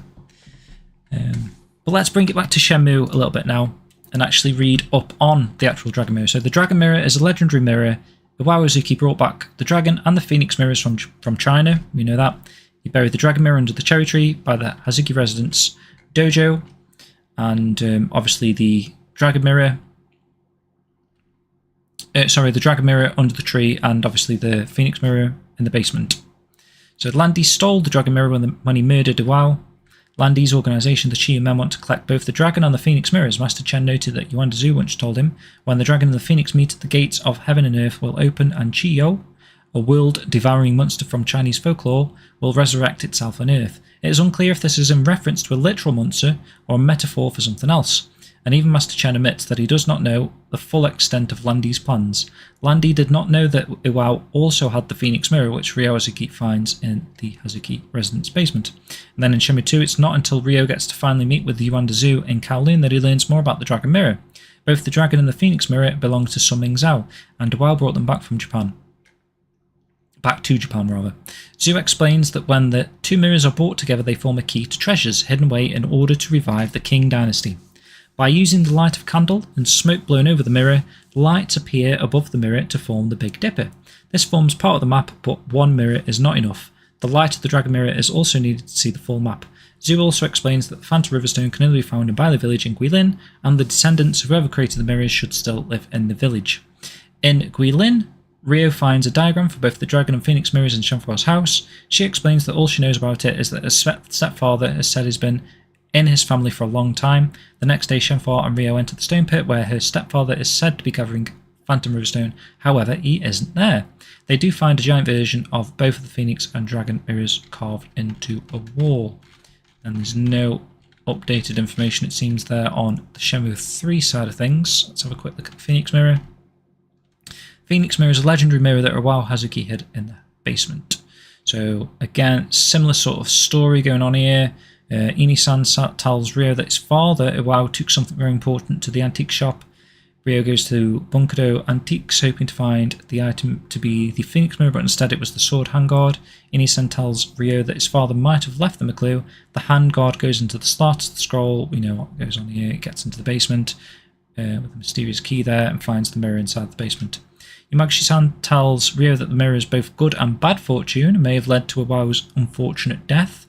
Oishi-san, the owner of Bunkado Antique, says that the precious stone is only found in the Greenland region. He also says that according to a book he read, an emperor ordered a sculpture to engrave a guardian onto a stone mirror, and the phoenix is a guardian. This emperor may have been an ancestor to Shenhua. That's interesting. That's obviously speculation. Ryo takes the mirror to Master Chen, who says that Landy's organisation, the Chiyu Men, wants to acquire both the Phoenix and Dragon mirrors, and that Landy likely didn't know that Iwao had both of them. Master Chen further notes that Yuan Dazu once told him when the Dragon and Phoenix meet, the gates of heaven and earth will open, and Chiyo, a world-devouring monster from Chinese folklore... Oh, we've pretty much read this, haven't we, a second ago? Chai takes the mirror. Shenmue 2 arrives at Hong Kong. Four thieves sort of steal his bag, loses the mirror. Learns more about the Phoenix and Dragon mirrors. This is the bit again with the lights, the Big Dipper, etc. Shenhua's house, Phoenix mirror, yeah. Next day they enter the stone pit, and he isn't there. Shenhua's stepfather's not there. And then in Shenmue 3 we've got in Niaowu, Niao-sun takes the mirror from Ryo Hazuki in exchange of Shenhua's life. A little later, in order to save Ryo from Landi, Ren throws a copy of the Phoenix mirror into the river to trick the deadly opponent and allow Ryo to escape. Pretty much what we know. Very good, very good. So that sort of ends a little bit about the mirrors. You did notice they mentioned the sort of the treasures that the mirrors or whatever are meant to lead to. Got this little bit I thought might be quite a nice little thing to show off here. So these are apparently the top 10 treasures in the Forbidden City. And obviously the Forbidden City is where the emperors have all resided, and even Puyi, the last emperor, the one that's sort of spoken about within Shenmue, that 4-year-old guy, he used to live in the Forbidden City. And when they're talking about unlocking these treasures, these imperial treasures, perhaps the top 10 treasures are what might be uncovered. So, number 1, the Internal Territorial Integrity Gold Cup. Considered to be the greatest treasure of the Imperial Palace for its craftsmanship and Emperor's specifications, this wine cup was made as a present for Emperor Kuai Long's 30th birthday. This was all the way back in 1741. So it's a finely decorated and intricately, there you go, marked. This gold cup has a straight mouth rim with a band of rectangular spiral patterns around it. The exquisite cup is made of valuable materials typical of the imperial household, such as gold, pearls, and jewels. Obviously, this is the sort of stuff that Ren is looking forward to uncovering, I'm sure. This golden cup has always been considered a precious treasure and was handed down from generation to generation within the imperial family. As its name implies, the gold cup reflects the emperor's desire to maintain king power firmly and eternally. It was made especially for use by emperors of the Qing dynasty, who would use it in the first writing ceremony on the first day of the new year. Very interesting. So that is one that is from the Qing dynasty era, and that's number 1 on the list here. And then we've got the Made by Zhang Cheng lacquerware plate. So the Made by Zhang Cheng lacquer plate is the most outstanding carved lacquerware masterpiece in the Palace Museum. He was the great master of carved lacquerware in the Yuan dynasty. His representative pieces are considered to be the best and most precious of lacquerware. Both sides of the plate are painted with thick black lacquer and are ornately engraved with smooth and clear clouds, making it bright and shiny. This unique and intricate piece stands as a testament to the Yuan dynasty artisans. So that's a piece of treasure from the Yuan dynasty there. Number 3, the Jade Cloud and Dragon Burner. Made during the Song dynasty, this green jade incense burner is most famous jadeware masterpiece in the entire Palace Museum. This beautifully decorated burner is carved to depict floating dragons, swirling clouds, and oceanic waves. At the bottom of the piece is a poem written by Emperor Kuai Long, one of the most revered emperors in Chinese history. So that is a Song dynasty object there, burner. And then we've got the Cloisonne enamel elephant ear burner. This elaborately decorated is made during the Yuan dynasty, and it's one of the most highly regarded pieces of the court collection. The burner has a circular and bulging gold body, 2 gold handles in the shape of upraised elephant trunks, and a brass ring footing. It is fancifully decorated with 12 yellow, white and red and purple chrysanthemum flowers on a light blue enamel background around the neck of the burner. Sounds nice. The main body is beautifully decorated with 6 red, white and yellow entwining lotus flowers on a sapphire blue background. Below these is a band of lotus petals. The enamel coating is shiny and smooth, with some areas being as transparent as glass. The colours of the enamel are harmoniously matched to give the burner an elegant and classical style. The distinguished inlaid enamel work is characteristic of Yuan dynasty pieces. It's another Yuan dynasty treasure. Number 5, coming at number 5, the Tomb Sweeping Day Riverside Painting. Qingming Festival Riverside Scene is well known in China as one of the most famous classical Chinese paintings painted by one of the greatest medieval Chinese painters, Zhang Zhedun, an imperially assigned painter in the Song Dynasty. It's another Song Dynasty era treasure. This ancient painting records the daily lives of people and the buildings along the Baihe River in the capital city of Bianjing, in the middle of the Song Dynasty during the reign of Emperor Huizong. In particular, the painting captures the celebration of Tomb Sweeping Day. The painting shows several hundred people dressed in a variety of traditional clothing. The ancient work offers a unique insight into the prosperous streets and beautiful landscapes of the time. The viewer is able to monetarily travel back in time to witness the incredible features of the ancient city's features such as boats, bridges and shops. There are more than 500 figures drawn in the painting with different expressions and style of dress being involved in different economic activities. The vivid and accurate images of the painting reflect real life, demonstrating the immense skill of the painter. That sounds really nice. I wonder if we can actually see an image of that. I'm surprised there isn't any images, to be honest. So, I would like to see an image of that.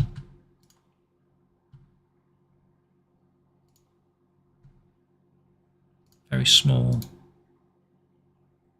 Is that the one? That's the kind of style. It's just not very... Oh, there's a bit bigger. Very pixelated. Quite like it. So I wonder if we could have seen images of these treasures. Right. Okay, I should have understand. So that is the enamel burner with the lotus flowers and the chrysanthemums and all that sort of stuff going on there. The jade and the jade cloud and dragon burner is that one, is it? Forbidden City. Does say that. Doesn't look like jade, does it? Or is it that one? No, that's a cheap knockoff, that. Possibly something more like that, more akin like that. That's pretty cool. Then we've got the Made by Zhang Cheng lacquerware plate. Okay, it's got to be that one because it does say Forbidden City. Not how I was envisioning that one, actually, when I was reading the description. Look at the gold cup. Oh, that's nice, isn't it? That looks like very British monarchy sort of stuff. Maybe it is something they've stolen from China. They're using to drink a cup of breakfast tea out of. Coming in at number 6 is the Recovery Letter. Being one of the oldest manuscripts in China, Recovery Letter is a model calligraphy work. This incredible piece is the highlight of the calligraphy art in the Palace Museum. Recovery Letter was created by the artist Lihui during the Western Jin Dynasty. It's the earliest surviving work of calligraphy in the world. Ooh. Might have to add Forbidden Palace onto that, whatever it is. Forbidden Temple. Is that it? It's not that. Recovery Letter, China. That could be the one there. Forbidden City. Oh, because I put Forbidden Temple, didn't I? Wow. Okay, so that's the oldest surviving piece of calligraphy in the world. You're witnessing history, guys. This is Qing Dynasty Revival treasure here that runs after. The letter offers greetings and blessings from Liu Ji to his friend who was unwell. Interesting. Calligraphy is an ancient... Oh, we know what calligraphy is. Don't worry about that. So that's a Western Jin Dynasty letter. Then we've got the Black Lacquer 8 Immortal Clock coming in at number 7. It's a truly exceptional piece of art because of its size and complexity. This immaculately preserved clock has 7 mechanical systems which control the device's chiming and backdrops. According to available records, it took more than 5 years to complete the construction of this clock. And it looks like... Get me the right commands right. It looks like that. Ooh. That's nice. I'm kind of getting Oishi-san Antique Shop Madame Butterfly clock vibes from that. Seen that? That's awesome. Wonder if these are like cuckoos that come out at like on the hour.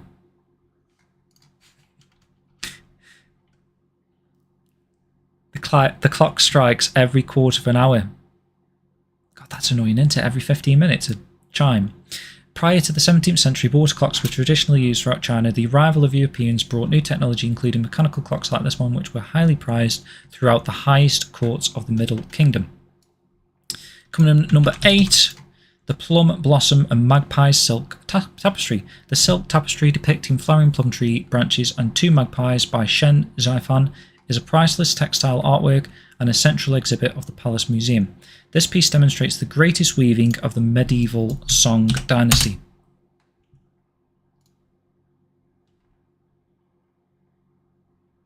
That's the one. Shen Zhaifan. I feel like I may have seen that in the Hazuki residence. One of those nice... I suppose they're probably more Japanese wall scrolls. Similar sort of theme. I'm sure there's one with like birds on, right? I'll get to the chat in a minute, guys. I'm just going to go through these 10 and then I'll catch up with what you're saying.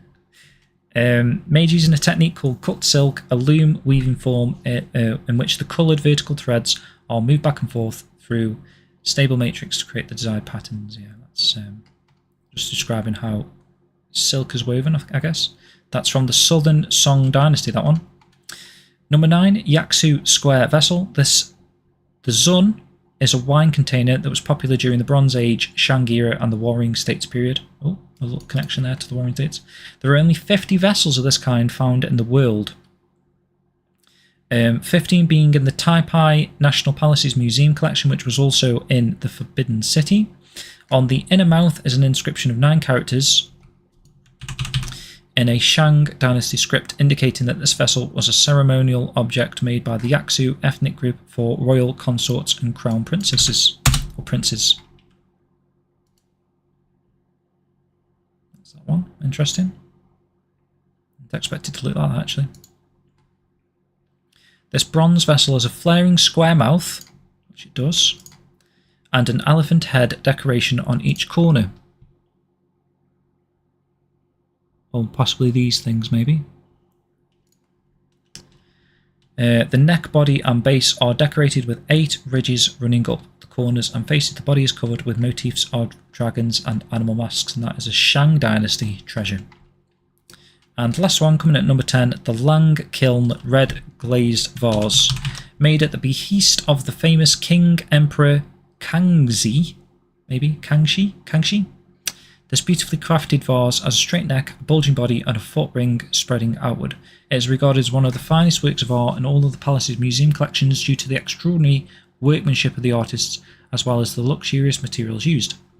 The orifice of this piece is brilliantly white, whilst the bottom has a thick red enamel, which is the result of the glaze's vertical flow during the firing process. There are 2 rectangular holes on each side of the feet so that it can be carried easily by tethering, or could be fixed in place, avoiding damage.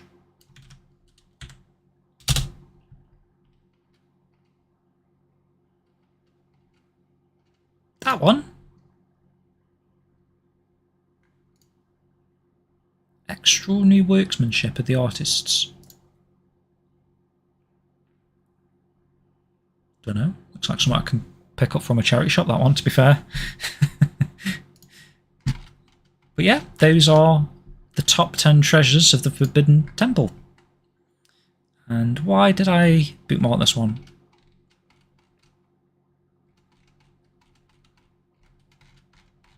Let's just play this quickly. I've picked this for some reason, and I've actually got a recording for this that I potentially paid money to.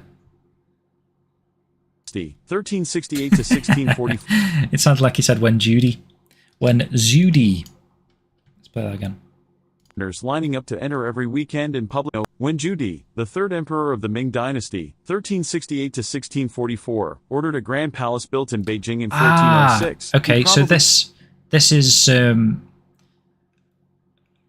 kind of in depth on the Forbidden City, so kind of links up to what we were doing in previous episodes when we were actually researching the real life location. So obviously the Forbidden City is a place that we're going to get to at some point, hopefully in the future. I think it's is it chapter 10? I believe it's chapter 10 on the chapter tiles Forbidden City. That's where the Imperial... Well, it is the Imperial Palace, but it's like I've just literally just gone through those treasures because the mirrors apparently, when combined, form a key to the treasures of the Imperial Palace. And obviously, you're talking Shenmue set in 1987, and the Qing Dynasty actually ended in 1911.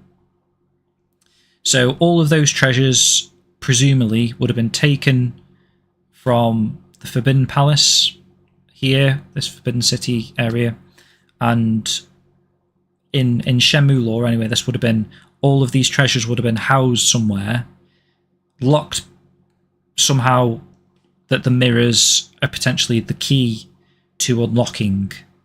However that works, I don't know how that's going to come about, but yeah, that's kind of what I'm going for here in terms of this. But this is describing like how and when the actual Forbidden City was constructed itself, which I thought was quite interesting. They didn't envision vast crowds of commoners lining up to enter every weekend and public holiday, nor history buffs visiting the sprawling public museum inside. The Grand Palace, which became known as the Forbidden City, was the exclusive residence of 28 emperors from the Ming and Qing dynasties, and was a symbol of the supreme power of China's imperial rulers. See, that's really cool. So this palace, this Forbidden City, over the years since when it was constructed in 1406, has had 28 different emperors, you know, commanding and ruling over the China or Beijing or whatever within these city walls. Is quite interesting. It became a museum in 1925 and is now one of the most famous tourist attractions in the country, probably much to Zhu Dai's chagrin. The process of opening the Forbidden City to the public, which culminated in 1925, was arduous. The first proposal of building a royal household museum was put forward 20 years earlier, in 1905, when politician and entrepreneur Zhang Zhen wrote a memorial to the emperor, suggesting he establish a royal museum in Beijing, which could display objects collected by the royal family. A museum could not only help protect the culture of the nation, but also benefit young students and scholars, he wrote. According to Zhang's blueprint, similar museums should be built in all the provinces, so that people all over the country could have access to these great educational resources. However, Zhang's appeal was rejected. Apparently, it was unimaginable for the rulers to allow ordinary people to gaze upon the royal collection. What Zhang couldn't have envisioned, however, was that the next time he proposed to build a national museum, the Qing government would already have become a footnote in history. In 1911, the Xinhai Revolution, a Chinese bourgeois democratic revolution led by Sun Yat-sen, overthrew the Qing dynasty. 1 year later, the last emperor, Puyi, announced his abdication from the throne. The nation thus. So that's what we were talking about a while ago. I do want to go into the Qing dynasty, and in particular that last emperor. Probably going to do that next episode. I do want to get into that because I think there's a lot of connections there to Shenmue 3 with the Verdant Bridge and all that sort of stuff, with the construction of the bridge and the whatever that word is of the mirrors, the plans and all that sort of stuff. But yeah, so basically that's the mention here. So he must have been on the throne. He must have been 4 years old, sat on the throne in the Forbidden City. The Republic of China. And the long line of Chinese emperors was permanently severed. The Republican government and the late Qing government reached an agreement that permitted the emperor and his family to continue to reside in the rear quarters of the Forbidden City, together with hundreds of eunuchs, servants, and guards. Though the agreement stated that the private property of the royal family would be specially protected by the Republican government, they did not clarify the ownership of the artifacts and antiques stored within the palace walls. In 1913, Zhang once again proposed to establish a national museum. This time, his idea was accepted by the Republican government. In 1914, the government established the Gallery of Antiquities, often referred to as the Government Museum in English, ordering the royal collections be relocated from the summer capital of Rhea and the former Manchu capital of Shenyang to the Forbidden City. The Wang Hall and the Wenhua Hall of the palace were used to display these objects. In 1914, the Government Museum was opened to the public, displaying bronze and porcelain from the imperial kilns. Yet the move was not without its critics. Writer Lu Xun visited the museum on October 24 that year, and wrote in his diary that the museum was just like an antique shop. Nevertheless, the government museum was China's first state-run museum, and is widely recognized as the precursor to the Palace Museum of today. Most relics originally stored in the Forbidden City were still under the custody of the deposed Qing emperor and his family. Oh, okay. Few envisioned the presence of these artifacts would threaten the very survival of the palace. In 1923, Puyi decided to make an inventory of the palace collection. Since many 1923, so he would have been... What was it, 1911? I think it was 4, or all 3 or 4. So add another 12 years onto that, so he would have been 15, 16. Objects couldn't be accounted for, Puyi decided to investigate the matter. Hearing the news, many eunuchs panicked, having long smuggled treasures from the palace and sold them to antique dealers in the city. In order to cover their tracks, they set the palace alight, destroying countless relics in the process. Puyi was apparently aware of what had been happening. He wrote in his autobiography From Emperor to Citizen, "Since I could understand things, I often heard of theft, fire, and murder that happened in the palace. When I got married, theft had become very severe. Just as our wedding finished, the treasures on the Empress's phoenix coronet had already been replaced by a fake." Though Puyi expelled the eunuchs after the big fire, he himself eventually joined the ranks of the smugglers. With the help of his brother, Puji, who lived outside but often came to the palace, Puyi sold thousands of items from the imperial collection. In addition, he also used palace treasures as collateral to borrow money from banks. In 1924, Puyi offered hundreds of items to the Tianjin Salt Industry Bank in exchange for 800,000 yuan in cash. Such mortgages and trades happened several times every year, especially during festivals when I needed to spend money, recalls Puyi in his autobiography. It's crazy thinking about it that this dude was obviously he's in.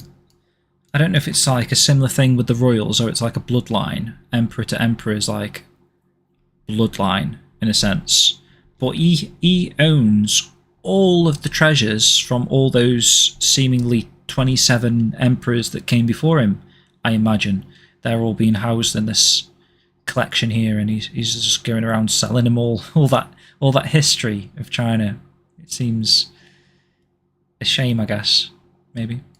Also in 1923, the Congress of the Republican government planned to build a congressional hall.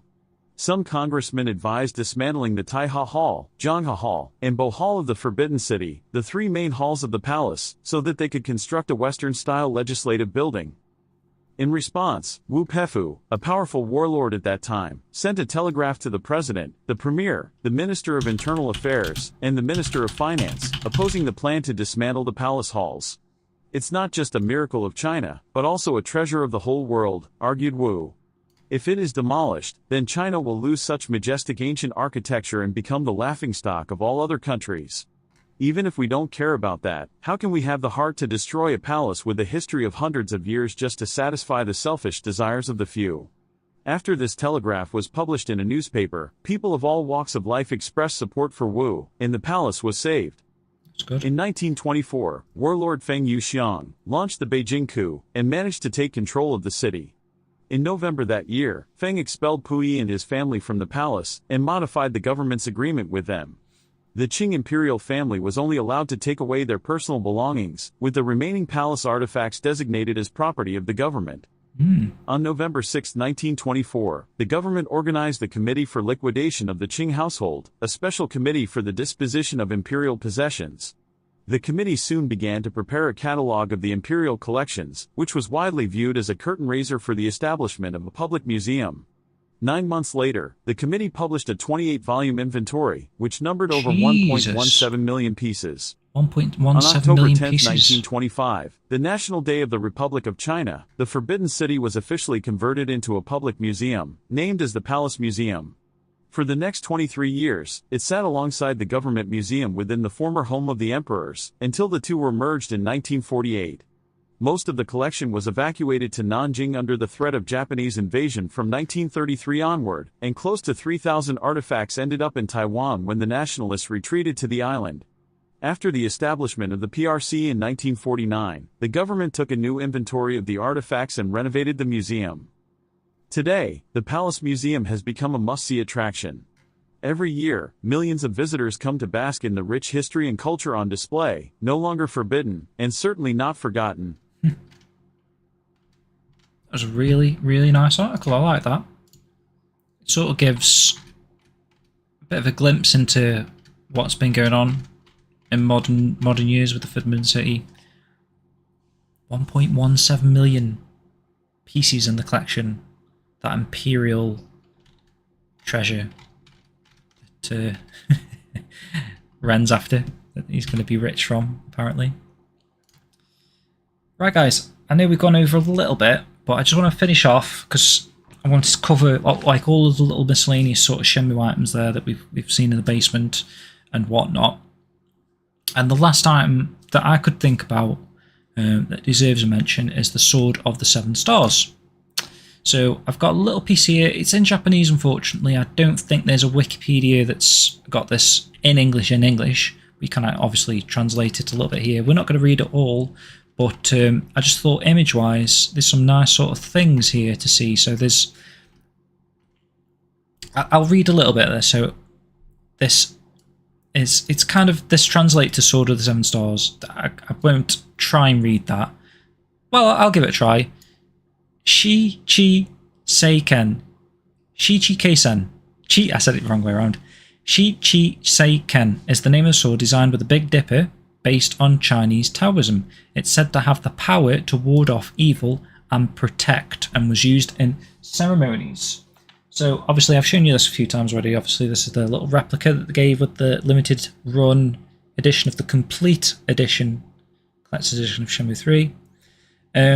Yeah, obviously that's... It's got the Big Dipper engraved on the bottom there. Let me see. Get the screen up so I can see what I'm actually showing you. Oh, where's my camera? Oh, I can't do this mirrored. But you know what it looks like, guys. It's got the Big Dipper on the bottom there, little design. Phoenix, obviously, on the hilt. And obviously in Shenmue 2 it was a massive greatsword, but in Shenmue 3 it was a dagger. And in real life, it's a letter opener. I make that joke quite a lot, to be honest. I still find it funny. Yeah, it's also known as the Seven-Star Sword or the Seven-Star Treasure Sword. Yeah, extremely detailed.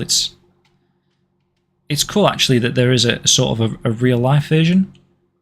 So in China, there's a seven-star sword that's worth 100 gold that Wu Shixi received from former King of Chu, or something there. I don't know what's going on there. In Japan, Japanese straight sword said to be based on Chinese Taoism thought.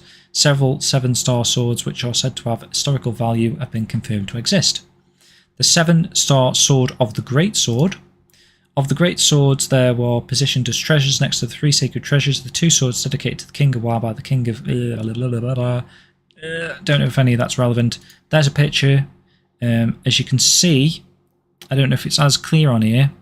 Potentially Phoenix there. But I believe these dots are the 7 stars. Maybe. Is there 7? I can't even see. Oh, hang on. 1? Or are these just blemishes?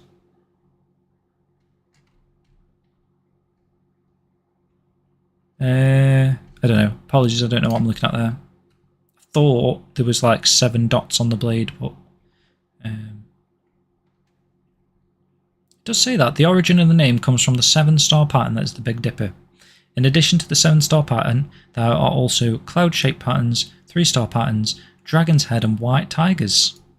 Oh, is that sort of a theming as well? That's the yin and yang that we were looking at a while ago.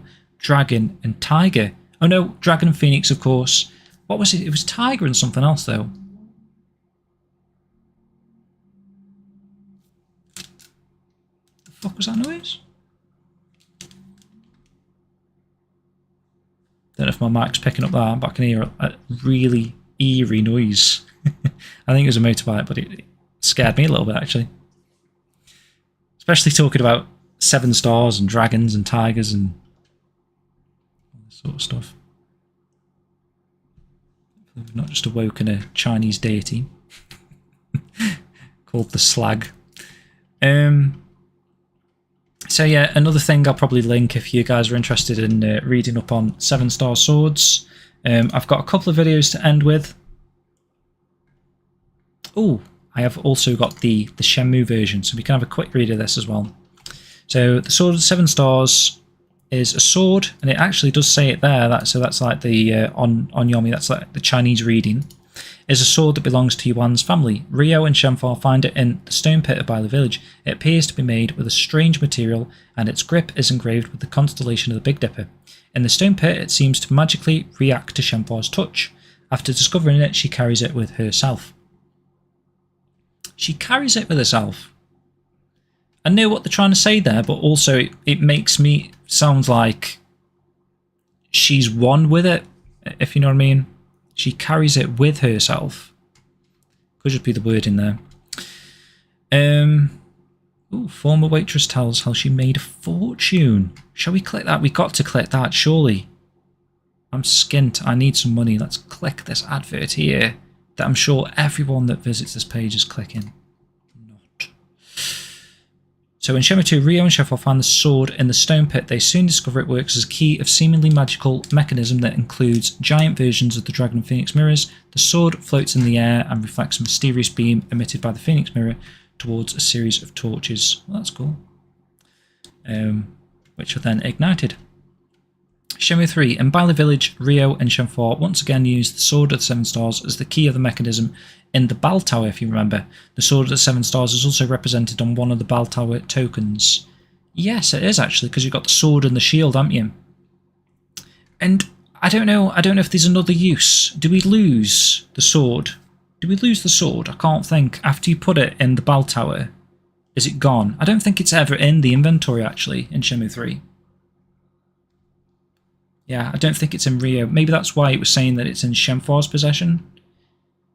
And she is told by Misty Yuan in the letter to carry this as part of me or whatever, he says. So maybe it's in Shenhua's inventory if you could ever see what's in her pockets. So this little bit of trivia, in case you were wondering why it was changed from sword to dagger. The Shenmue, I don't know if that's 2 or what's going on there, but maybe 2. The Shenmue 2 designer, Norikazu Hirai, declared in an interview that actually Yu Suzuki's original concept was a dagger, which is likely why in Shenmue 3 the sword looks a bit shorter than it did in the previous game. Many Chinese swords were marked with 7 stars. According to Taoism, this was meant to protect the owner and ward off demons. So we're getting that sort of theme we were looking at earlier with the Taoism talisman, those sort of things. You know, these markings are sort of there to protect the owner, which is quite fitting actually that it's in Shenhua's possession. Misty Yuan handed it down to her sort of to protect her. Apparently, you know, it's kind of like handing someone a physical talisman, I guess, to carry around with. In the Chinese classic novel Journey to the West, and many of its adaptations, 2 Demon Kings own a sword with this name. Interesting. I've got a video here of some guy apparently at the Shaolin Temple in Canada with a 7 stars sword.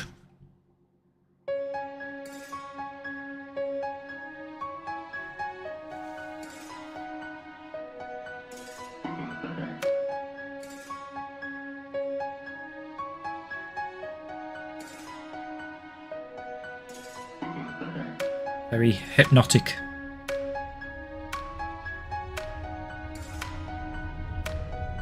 I don't know why it makes me blink. I don't know why.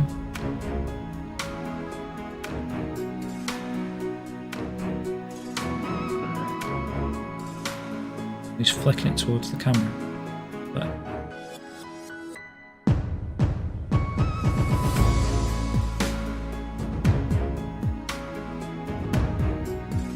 I should have played some bloody Shenmue music actually, so we don't get copyright striked.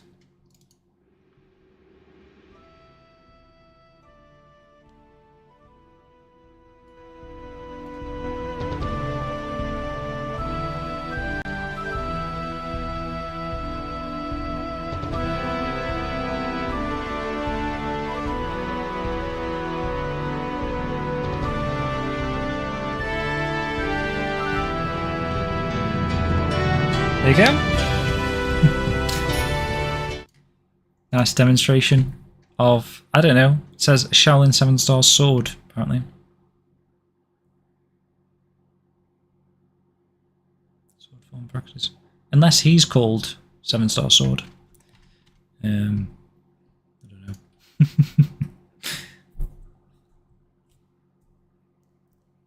Krillin, give us a Destructome disc. What are you on about, man? She carries a sword. Oh, hello, Mr. Jiggin. Welcome in. We're wrapping up now anyway, guys, so I've kind of come to the end. We've gone a little bit over. I've got a funny video to end with while we're on the theme of 7 stars. I don't know if anyone knows what this is. When I was trying to do a little bit of research into the Sword of the 7 Stars, this popped up. And yeah, I think it's a bit of a fitting end to today's lore stream. Enjoy whatever the heck this is. Enjoy. Ooh. There's the Big Dipper in the sky. The Wulin warriors, selected as children for their exceptional promise. These mighty young warriors have spent their entire lives at my mountaintop academy. As their sensei, I have shown these young men the way of the sword. Their fighting skills have made the Wulin warriors the pride of Wulin. Lone Sword, Scar, Phoenix. Though still young, they are already 3 of the finest swordsmen Wulin has ever seen. But beyond the academy, things are changing. An aged anger returns to Wulin. A shadow takes hold of the skies. Darkness encroaches. This new threat will force the Wulin warriors beyond the confines of our mountaintop academy. And eventually, it will force them to call upon a power even greater than themselves. The power of the stars. 7 stars.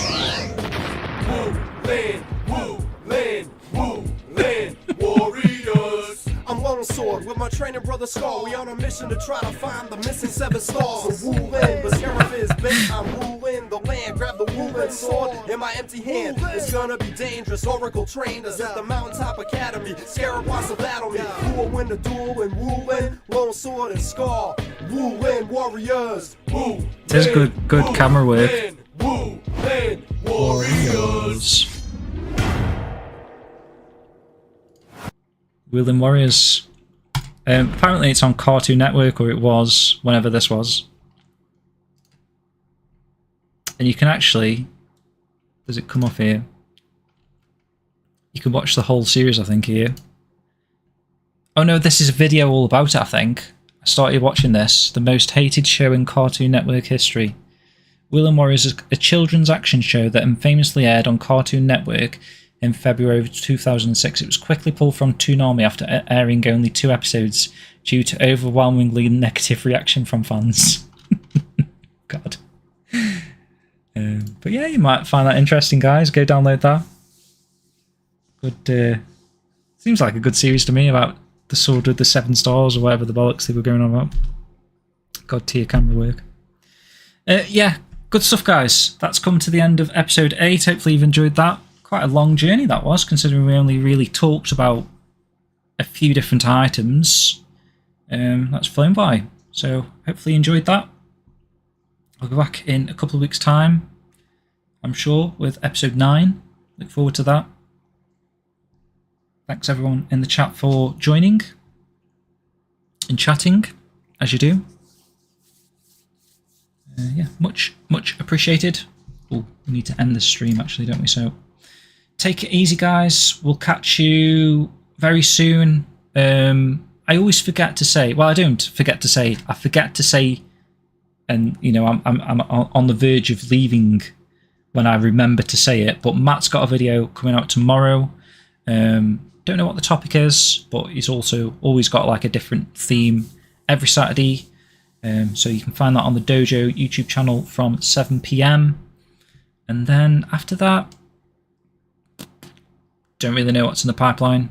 Just a podcast we're going to be editing very soon, so you can look out for that. And that's it, guys. So thanks for joining again. Yeah, see you soon. Peace.